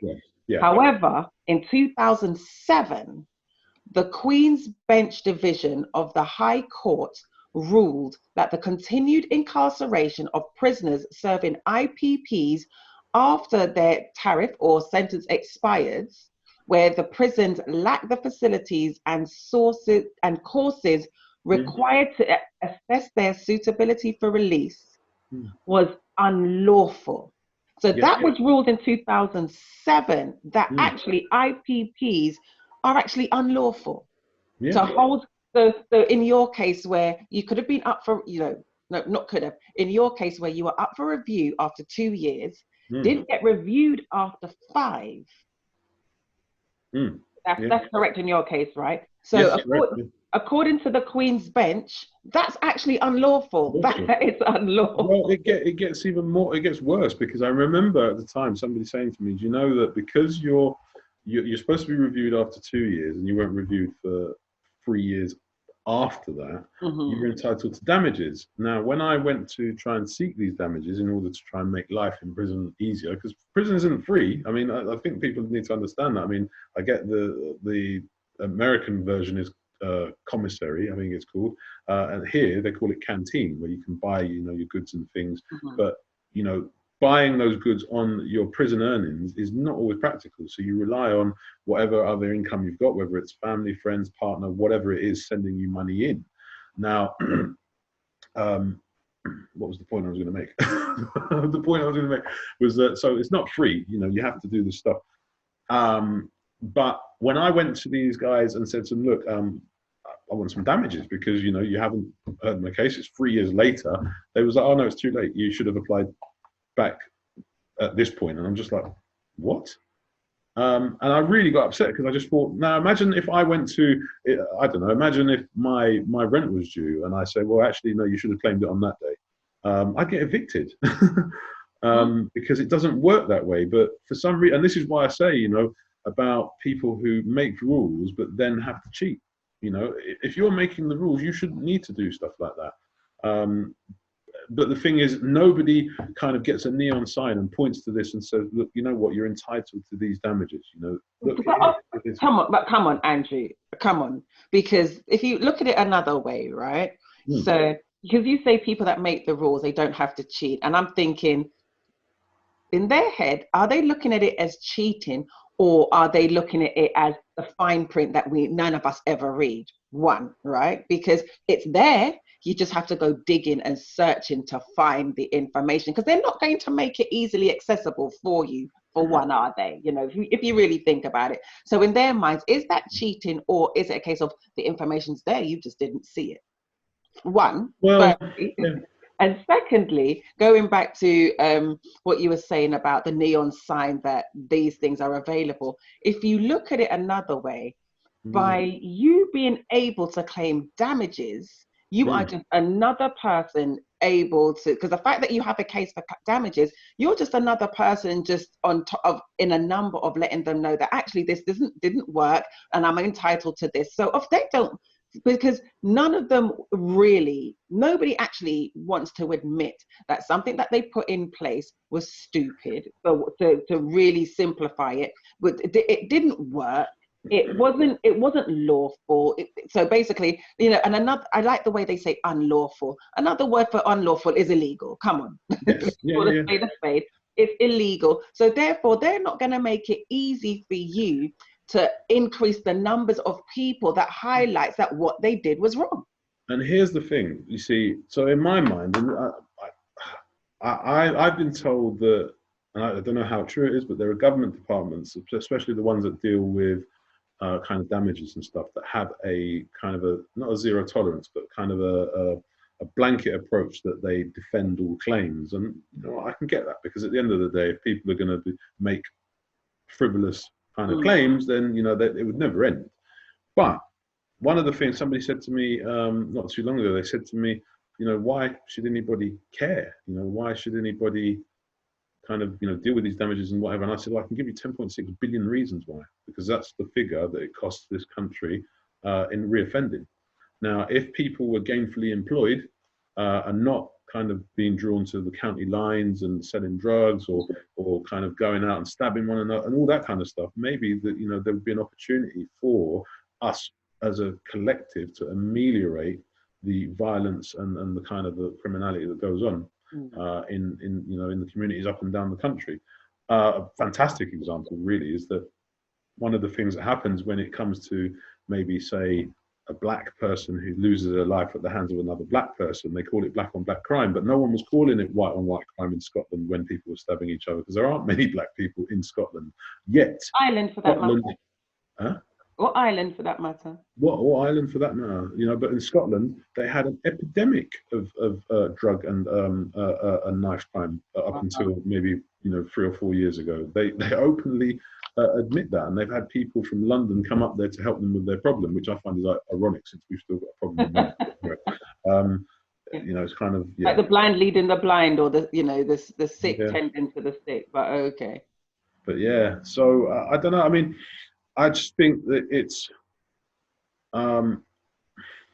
there's a long way to go, and none of this stuff will really change in my lifetime, which is sad. I know that's a bit pessimistic, but it won't. It won't, because I've been, prior to prison, I did some what I thought was quite positive work, and even won an award for one of the things that I did. But the point I'm making is that I was having some of the conversations we're now having back then, back in 1992, 93, and not a lot has changed, sadly. Don't get me wrong, there's some fantastic work being done, and I've met some people, over here there's a thing called Proud and Gifted, a guy called Stephen Oram, which celebrates the achievements of young people, which I think is incredible. I think it's a really good organisation. I can't praise him highly enough either, but there's people like Temi and Wale, fantastic young woman from North London who's doing anti-knife crime work, who unfortunately lost a friend of hers to knife violence on the street, but has gone on to do a law degree and set up an organisation, got people working gainfully employed in that organisation. That stuff needs to be celebrated. That's the kind of stuff that we need to be doing. And I think that having these organisations not just out here siloed doing stuff in their own individual areas, but also doing stuff in prisons, so that when those people, because this is the thing, if we let people go to prison who are bitter, then they're only going to get more bitter. And if that bitterness then comes out back out into the streets, then guess what happens? Nothing changes if nothing changes. And so let me ask you then is, because honestly, some of the things I've looked into where IPPs are concerned, because I've even gone on the parliament.uk website, gotten information from there, and saying that because they're always going to try and justify the reason behind why they did what they did, right? And it was saying that the preventative IPPs is the prevention of future harm and offending by incarceration. So, and it's just like, okay. And then there's something interesting that I read. So offending by incarceration rather than punitive imprisonment triggered by an actual offence. So I'm thinking, hold on a second. So it's the prevention of future harm and offending by incarceration triggered by something that may not even be an actual offence committed. Well, this is the thing, because one Like, of the things I'm that, just like, sorry, Andrew, because I'm looking at it, I'm just like, hold on. It's like the prevention of future harm and offending by incarceration rather than imprisonment triggered by an actual offence. well, so this is why I mentioned, I made the little mention earlier on of Minority Report. So there's this film Minority Report where the cop goes into the future to prevent crimes that are going to happen in the future. Yeah, that's like the Tom Cruise movie, right? Correct, yeah. Uh-huh. So one of the things, I can't remember who it was, but somebody described the IPP basically as not an sentence for the crimes that people have committed, but the crimes that they may commit. Yeah, and that's where I really struggle, because when I was looking at it, when you first look, if you don't dig deeper into these things, and if you don't really, because you know what it's like, I think they can just blow smoke and just put something up there. People can look at the surface and think, okay, but because we were having this conversation, I wanted to look deeper into what IPPs are, even though it's no longer, people can no longer be incarcerated under IPPs. But when I'm looking at it and I'm thinking, it's just like, hold on. So if they think you may commit a crime, they can put you in prison under IPP. Oh, no, not they could. Let me rephrase that. If they think or suspect that you could potentially be commit a crime at some point, they could then incarcerate you indefinitely. Absolutely. Under IPPs, when you have not even committed a crime, they just suspect you could. Correct. Yeah, spot on. Okay, I just wanted to make sure I got that out there and got Yeah. that straight, plain and clear. And that's the thing, isn't it? When I read that, I'm talking, I've got it green, highlighted, bold, red text on. I'm just like, wait, what? Do you know, this is the funny thing is, I keep saying that, don't I? The funny thing, it's not funny, but the thing is you saying that, it highlights in my mind, as it always has done anyway, that just because I'm out of prison, it doesn't mean I'm out of prison, because the spectre of IPP is always there. Because what the rules say at the moment is that you can't apply to have your license and supervision lifted until you've been out in the community for 10 years, apparently. I mean, it used to be 4 years, and suddenly they've hiked it up to 10 years. I'm not sure why that's happened. Because I was always of the view from the reading that I had done that it was 4 years if you were a violent offender, and I think it was 10 years if you were a sex offender, because you needed to be more closely supervised. And I had a conversation with probation officials recently who said, look, they're going to look into it a bit more because they're not actually sure. They need to get some clarity. And this is the thing, is just that there's always this kind of endless cycle of being in no man's land, because you just have no idea. The only thing that you do know is that if you find yourself in dubious circumstances, whether they're of your making or not, then you face the potential to be recalled to custody. And that's a frightening thought, particularly in a time when, we're in the middle of lockdown, we've got COVID going on, and people dying, all over the place, of whatever they're dying of, whether it's COVID or something else, whatever the case may be. This isn't a time, I mean, there's no right time to be in prison, but this certainly isn't it. Because at the moment, there are people who are on lockdown in prison, never mind lockdown in the community, they're on lockdown in prison. So they're behind their doors literally 23.5 hours a day, being fed by way of some kind of, I'm not even clear actually, even though I work for an organization that looks into certain things in custody, but I would imagine some kind of controlled unlock where people come out and get food, or either or individuals deliver the food and give it to them through the door. But there are people that can't get a shower, never mind a phone call, because it's that serious, the stuff that's going on. So I say that to say, what on earth is happening in terms of resettlement or parole or progression? And people, again, I come back to that whole, people that potentially, not all of them, but might have been bitter when they went in, what are they going to be feeling now? And it's not just the bitterness as well. Can you imagine this basic mathematical equation? Bitterness plus this experience, what in the world will that equal when it comes to their mental health? Yeah.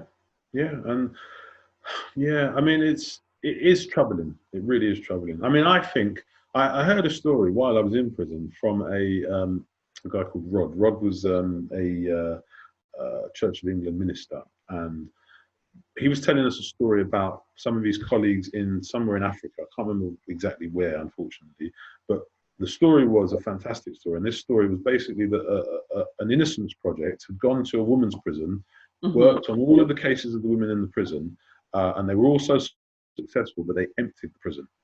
They emptied the prison and they mothballed it because there was no more prisoners in that particular prison.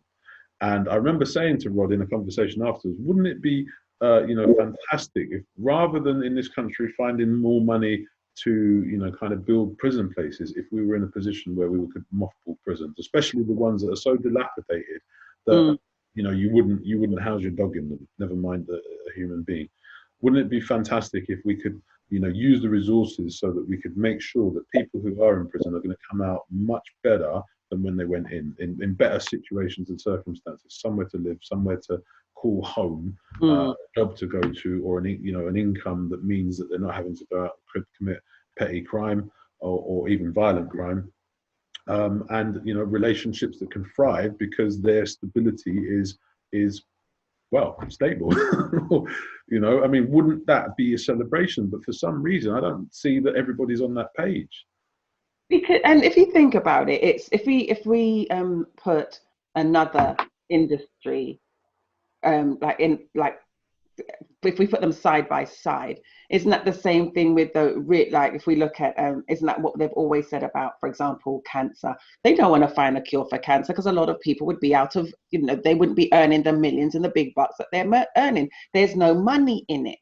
There's no money in people not being offenders. There's no money in people in there not being any jails, because you and I have both heard of the school to prison pipeline. We've all heard of the organizations and the industries and the governments that put big money into building these prisons because there's money in it.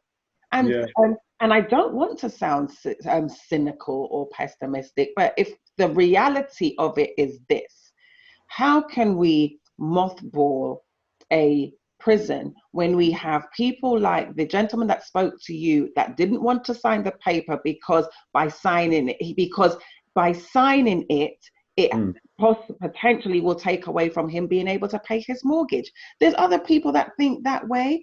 By us, if we mothball prisons, then what's going to be the return on my investment? And as sad as that is to say, is that not the actual reality though? It is the reality, and it's funny because I remember saying to a prison governor, he really didn't like me for saying this. I said, you know what, I think the best thing they could do is close open prisons. And he said, why? He said, they'll never do it. He said, firstly, they'll never do it because it's too cheap to run. That was his exact words. He said, they're too cheap to run. And he says, what was it? They'll never do it because it's too cheap to run. And I forget what he said, but it was a very cocky answer. I remember that much. And I just said to him, well, the problem is that they don't achieve what they're set up to achieve. And I've got to be honest. I'll be completely upfront, because I wasn't getting anywhere. I wasn't making any progress. I didn't manage to achieve the things I spoke about at the top of the discussion when I spoke to you about the driving license, the education, and the job. I just felt a little bit bitter. Let's be honest. So I just felt like, but the thing is, I wasn't the only one, because other people that I was talking to were in similar positions. And I'm just thinking, well, surely, I'm being told by a body that my job, and this is the Parole Board, and this was in black and white, is to go to open prison and build a release plan to get accommodation, a job, and so on and so forth. And I'm thinking, but if I'm being disempowered to achieve that, then what is the point of being here? But moreover, if, bearing in mind, I've explained, that B cats and C cats and what have you, prisons that are closed, you don't really have much. If I could go to a B cat prison and be close to home and go on home leave, why would I go to an open prison in the countryside that cost me, several pounds to travel up and down by train, cost me, money? Because the thing is, when you leave an open prison, you're liable to feed yourself because the prison doesn't feed you. And at the end of the day, everyone who has a job feeds themselves. So, it makes sense. I get that. But I'm just like, well, look, would I be in a nice kind of countryside idyllic, idyllic location in an open prison, but feel like I'm achieving nothing, or would I rough it in a local BCAT where I could walk home effectively on home leave, and then come back again and suffer a month until the next home leave? Yeah, of course I'm going to do the latter and not the former, because it makes no sense to me to be spending money that I already don't have. Yeah. In order to build up to, wow, the grand sum, princely sum of £46 on release. I'm still struggling with that number, Andrew, seriously, like, wow. Because honestly, like I said, I could eat more than that in one sitting. It's like, seriously. During my time in open prison, I have to big them up, there was a charity called the Michael and Shirley Hunt Charitable Trust. And I know nothing because I could never find anything about them, but this trust, I wrote to them in the hope that they would help me. And one of the things that they do for people is they will help you with the cost of, I think, one day trip, or kind of a two-way trip to your place of home, or wherever it is you're going to from an open prison, once per month. And you know what? These people helped me faithfully for about 2 years. Oh wow! So every month they sent me a check which went into my prison account, and I would then take the cash out of the account, because obviously the check had to clear after, in prison terms, it takes about 5 or 6 weeks for a check to go into your account and physically clear. I'm not sure why, but so if I had, say, I don't know, £40 in the account, I would then use the cash, the check would go in and clear, and I would then send them their receipt and okay. For the travel, just to prove that I have done what I've said I'm going to do. They were holding you accountable, so you had to send them. Okay. Yeah, absolutely. But they were fantastic. I found them in a book, which I told you I was resourceful. I was in the prison library, and I looked in this book, and it said that there were certain grants you could get for clothing or travel or this or that. Very few people noticed the book or the charity, and when I wrote to them, they asked the prison, "Look, is this guy who he says he is? Is it true?" And the prison confirmed it, and faithfully they helped me for over 2 years. Yeah, that's really great. At least there are some people that are willing to help with the whole rehabilitation, and so that you can come back and be a productive member of society, because they obviously realize that all hope is not lost for everyone once they get a prison sentence. So let me ask you, with all of this going on in your aspirations of being a prison governor one day, because I listening to you, Andrew, I believe you've set your mind to it. It's only a matter of time before it actually does happen for you. Is that why you started with your friend Charles taking the Initiative Party, a political party? Because very few people, if you think about it, think, okay, this man puts his hand up to say, yes, I committed a crime and I knew that it was going to be a custodial sentence. Obviously didn't know how long that was going to be. You've come out, you now are a civil servant. And if you can quickly just explain what a civil servant is. So a civil servant is basically somebody who works in government. So you work in a government department, whether that's kind of, I don't think that local government necessarily class them as civil servants, but they are effectively civil servants. But certainly if you work in any government department, from, Ministry of Defence or Ministry of Justice, any of the ministries, you're classed as a civil servant. Okay, so you, again, put your hands up, committed this offence, done your time, you come out, you now work for the government. You want to be a prison governor, and you've started a political party with a friend. You're not in, and there's a charitable trust that you say that you're a part of. Because I didn't know that before you mentioned it. So is it because of the experience and the road that you've walked down and the things that you want to do and bring a change? Is that why you started taking the Initiative Party? Tell us why you started that. Do you know what? I felt, and I know that Charles and some of the others felt, that we wanted to just do something. We really were looking to create effectively like a think tank type of organisation. But one of the things about kind of local governance is that the groups that the most marginalized are the ones that don't have a seat at the table. They're not heard. And so, when I talk about, people working in isolation and being siloed, it's this kind of sense of, well, what is our stake in this stuff? Because it's all very well, talking to somebody about claiming benefit, but if you've never claimed benefit and you don't know the ramifications of claiming benefit, then where's your lived experience? I'm not saying that you have to have lived experience to be able to do any job, because actually that might not be necessarily appropriate in some cases. But I think the desire was to just create some kind of change, to create a platform for people to get involved in local politics, because this is the reality: is no matter what we do, there's politics at the end of it. People say, "Oh, I don't want to get involved in politics," but guess what?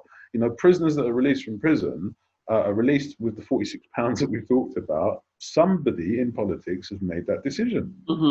So, and I remember having a conversation with somebody about the fact that when you're in prison, there are certain things that you can have and certain things you can't have, and it comes down to politics, because somebody somewhere is making a decision about what is appropriate and what is not, and making up various rules. It's politics. Everything involves politics. I think the question for me was just that I wanted to get involved, kind of breathe some life into it, which we've managed to do. But as I say, I've moved away from it now because it wouldn't be appropriate to be actively involved. But I really did want to just see some change, and I'm still yet to see it, because at the moment there are people really working hard on campaigns to encourage people to register to vote, encouraging people to get involved on a local level. Simple things like one of the things about the UK, which is I find really incredible for one of the 6 richest economies, is that people are struggling on food bank, food aid. And one of the things that the trust has been able to do is get heavily involved and taking the initiative actually in helping people on a local level, not for political gain, but helping people practically to access really basic necessities. Yeah, exactly. Basic human needs like food. And if we look at the Maslow's hierarchy of needs, right, exactly. Food is up there. Yeah, absolutely. And I just, it's this. I think without kind of over egging it. I mean, these are frightening times for some people, because. Sorry. What did you say? Without over what? What's in it? Over egging it. But I don't think. I'm like, sorry. The reason that I said that, I did hear what you said, but the reason why I wanted to stop you is because with the times that we're living in, Andrew, I don't know if it is over egging it. And the reason I say that, I was saying this to my mother this morning. There were these vitamins, and I bought them last month for $6.49. I went to buy some this morning, and it gone up to $17. You're not no, because you know why? Because you're not finding things. Things are becoming more and more scarce, and the reason that I said that is because the more expensive things become, is the more people are not going to be able to afford it. Or let me put it another way: the more expensive things become, is the less people are going to be able to afford it. Now that was only vitamins, and this particular vitamin, yes, I could do without it. Could get that source from other things and other foods. It's just a supplement. But what happens when, like you were saying, people are struggling at food banks? A pastor that I know in New York, he was talking about some of the food banks that he has seen, and he says, you want to see some of the expensive cars that you're seeing now in these food banks? You're seeing Mercedes, you're seeing Bentleys in these food banks. So it's not a case of you're over egging it. People are struggling to provide for their very basic needs during time. I suppose for me, I just like to draw lines for myself, because what I don't want to do is kind of scare people, because I mean, at one point we had conversations at the beginning of the pandemic, where people were saying, oh no, that's fine because it dies in the heat, and I was thinking, well, where's that come from? And now look, It's like, but that goes back to all those WhatsApp messages we were talking about in the beginning. yeah. People sending you all kinds of foolishness. Who told you it died in the heat? Well, yeah, exactly. If it died in the heat, why so many people in Florida are there? Well, Why are the numbers in Florida so high if it dies in the heat? Like, hello. And this is it. And I suppose this is why I just like to just be careful what I say, because, you know, in my head, I've kind of tried to rule out a dystopian society coming because of this stuff, because you talk about the costs of things. And I remember there was, again, in the first lockdowns, I think we've had 3 effective lockdowns in the UK now. But during the first lockdown in sort of March, there was a video that went viral of a convenience store selling toilet rolls for £10. And I was just like, what? £10 for toilet rolls? Really? Because people are capitalizing on that stuff. But the other thing is that there was an image that came to me of this movie. I live through movies, I'm afraid, but there's a movie, Demolition Man, an old Wesley Snipes movie with Stallone, and you've got these people that are underclass living underground because they don't want to be part of the kind of the weird society that's happening above ground, because they don't believe in some of the, you know, the stuff that's kind of going on. So they're eating rats and stuff. You know, they're cooking rats. Yeah, let's not go there. But they're cooking rats underground. Right. But all of those are listening to the audio and not watching this on YouTube, the face I made is why he said that. There's a bit in the bit in the movie, because you know your picture, your face was a picture then. But there's a bit in the movie where Sylvester Stallone has this burger underground with these people, and he says, "Yeah, it's a good burger. What's in that?" And Sandra Bullock's character says, "Well, can you see any cows around here?" So, you know, in other words, and he's like, "Oh, it's a rat burger," but he eats it anyway because he's just used to the meat. But point being that, you know, there was at the beginning of this first lockdown people who were convincing people that certain things were going to happen, and I mean, whether or not those things are going to happen, I don't know, because I'm not kind of privy to those conversations, and I don't listen to everything that I see on social media or indeed on the news. You know, but if some people, I mean, I don't know, it's a hard one, because I really hope that some of the things that people are prophesying are not going to happen, because if they do, then I think it's the end of the world as we know it. You know, it really is. And maybe, you know, we're going to start talking about the book of Revelation and stuff. We started talking about that a long time ago, Andrew, if I'm going to be very honest with you, because there's a lot of, because I think in reading the book of Revelations, and sorry to interrupt you there, people are looking and expecting this big Armageddon all of a sudden, and not realizing some of the subtleties that come in before that. For example, it says towards the end times, it says things like men will be lovers of themselves. All we got to do is, hello, the word selfie didn't exist. What I'm going to go as far as saying even 5 years ago. Yeah, you're right.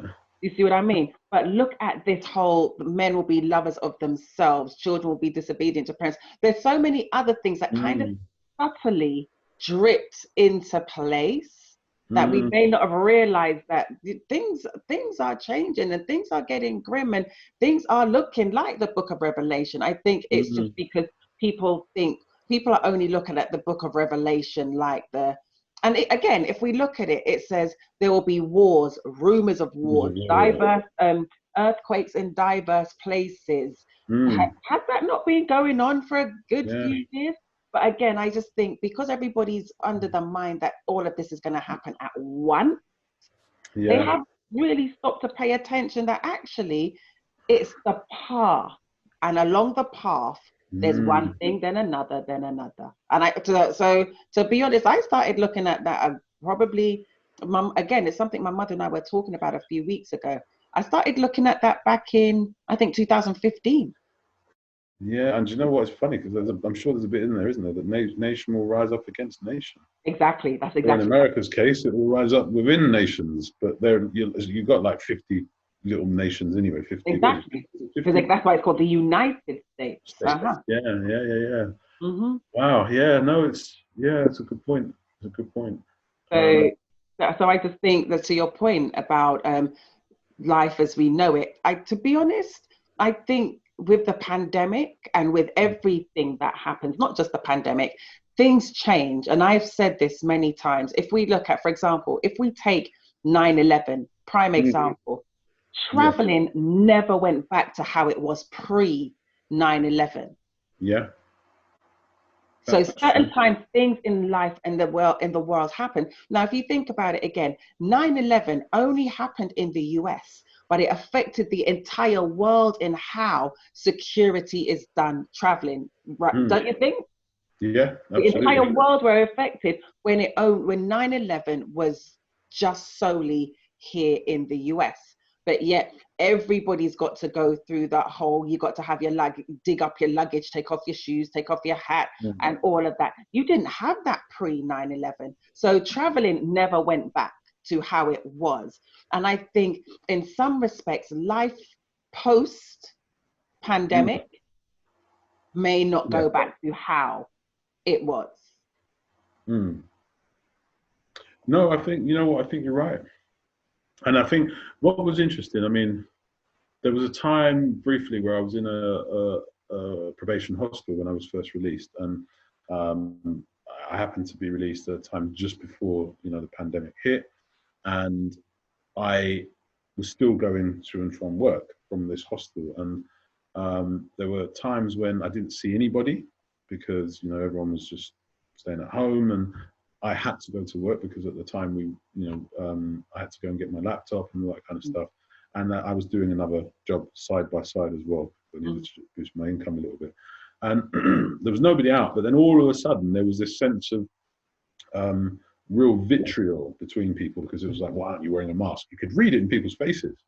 You know, why aren't you wearing a mask and all this kind of stuff, and it was almost like a kind of, this is going to sound really nuts, but it was almost like a form of racism. It was like Discrimination, people would look, form of discrimination.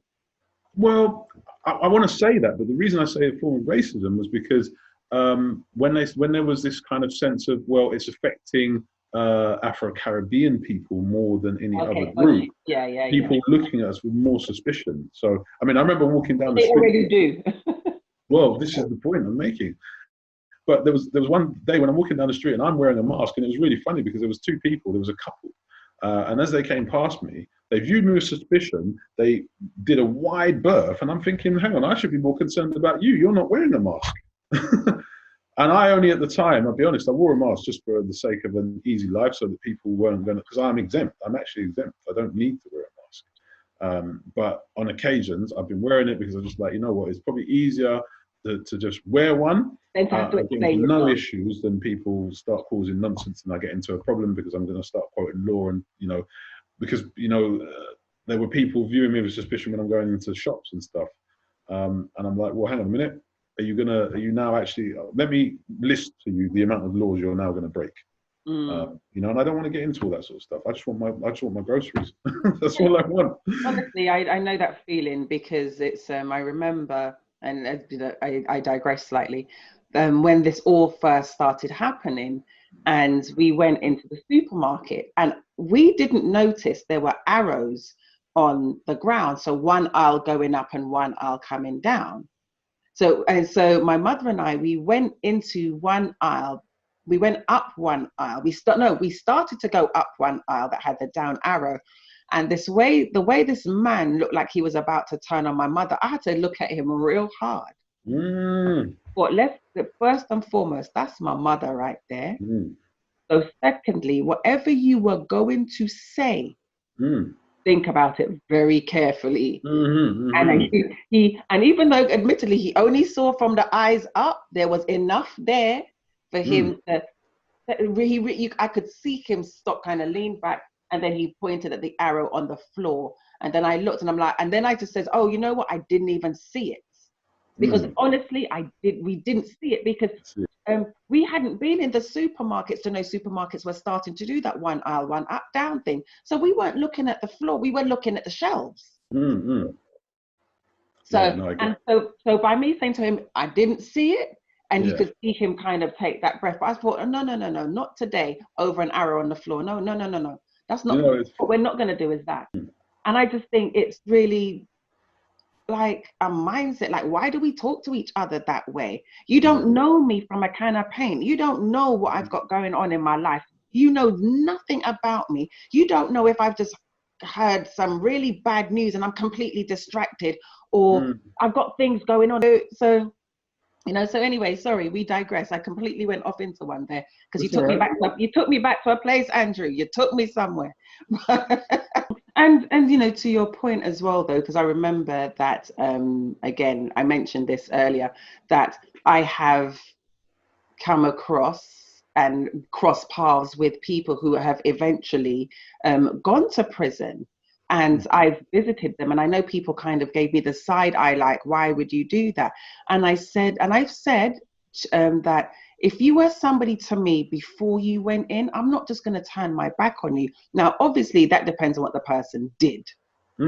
Because I do have limits and whatever, but there are, for the most part, I have kept in touch with them. I've written to them, visited them when I could, and things like that, because I don't believe that because a person has done something, and again, depends on what they did, I'm just now going to turn my back on you. They're going to throw you in jail, throw away the key, and you're just going to be in there rotting without any interaction.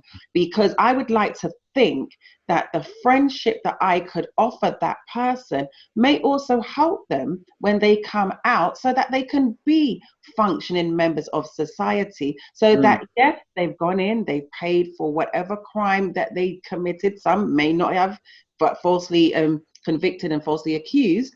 But it doesn't mean that you have to turn your back on people. And so that shows in the case of the friends that you have and still have, because again, going back to what you've done, you've been out, a year and a month, Andrew. And in that year and a month, you have a job in the government. You have helped found a political party. You are a trustee of a charitable organization, and you have aspirations to go back to study. You have aspirations of becoming a prison governor. Thank you. Because you want to affect change. You want to be a change. So it just goes to show that yes, people do go to prison. Yes, people do stupid things. We all do stupid things, but it's one of those things where it doesn't mean all hope is lost. And it doesn't mean that they can't then come out, because to be honest, Andrew, what you've achieved and done and in the space of a year, a lot of people haven't done that in 10. And these are some people that have never been to prison, by the way. They've always had their liberty. So, it's one of those things where I really, really commend you for the path that you are on and where you want to go and what you're doing. And those people that are in your life that have stuck with you through, come on, thick and thin. That's a testament to the character of those people also. And if you think about it, that woman, Sally, I think you said her name is, saw you and saw something in you and said, good luck. Again, we see things in people, like in the last book I wrote, Pack Your Luggage but Leave Your Baggage. I wrote that there's a portion in there that I wrote about Superman and Clark Kent. And I remember my ex-husband was taking jabs at me. Now, bearing in mind, he cheated, he met somebody else, he left, right? But he was taking jabs at me. And I remember he put on social media that he put a post that said she was so busy looking for Superman, she walked past Clark Kent every day. And I was in my feelings when I read that. I felt attacked. I'm not even going to lie. I felt attacked, but once, because I'm a person, I don't stay in my feelings for long. So once I got out of all of my feelings, because I'm also that kind of person that can be in my feelings and find a few more to try and be in as well. So once I got out of all the feelings and I looked at it and I thought, hold on a second though. I was fully aware of Clark Kent, fully aware of who Clark Kent is. But you know what? I saw Superman in there, and all I wanted you to do was see Superman too.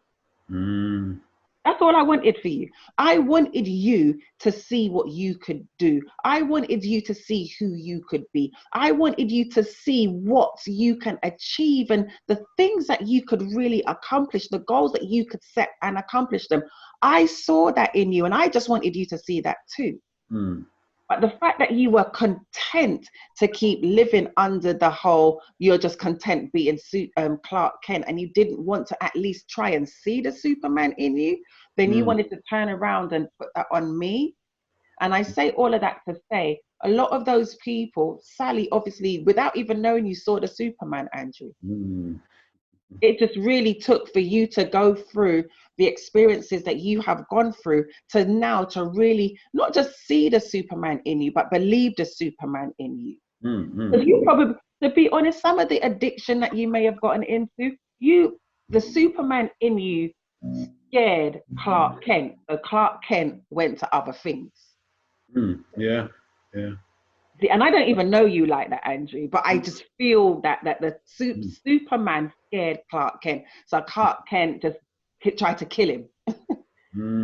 That the drugs was the kryptonite and all of those things. And then what ended up leading to, because I don't know the full details of your incarceration, and we're not going to go into that here. So do you see what I mean? So a lot of the time, people's potential scares them. So what they do is drugs and alcohol, crime, whatever, to try and drown out those voices.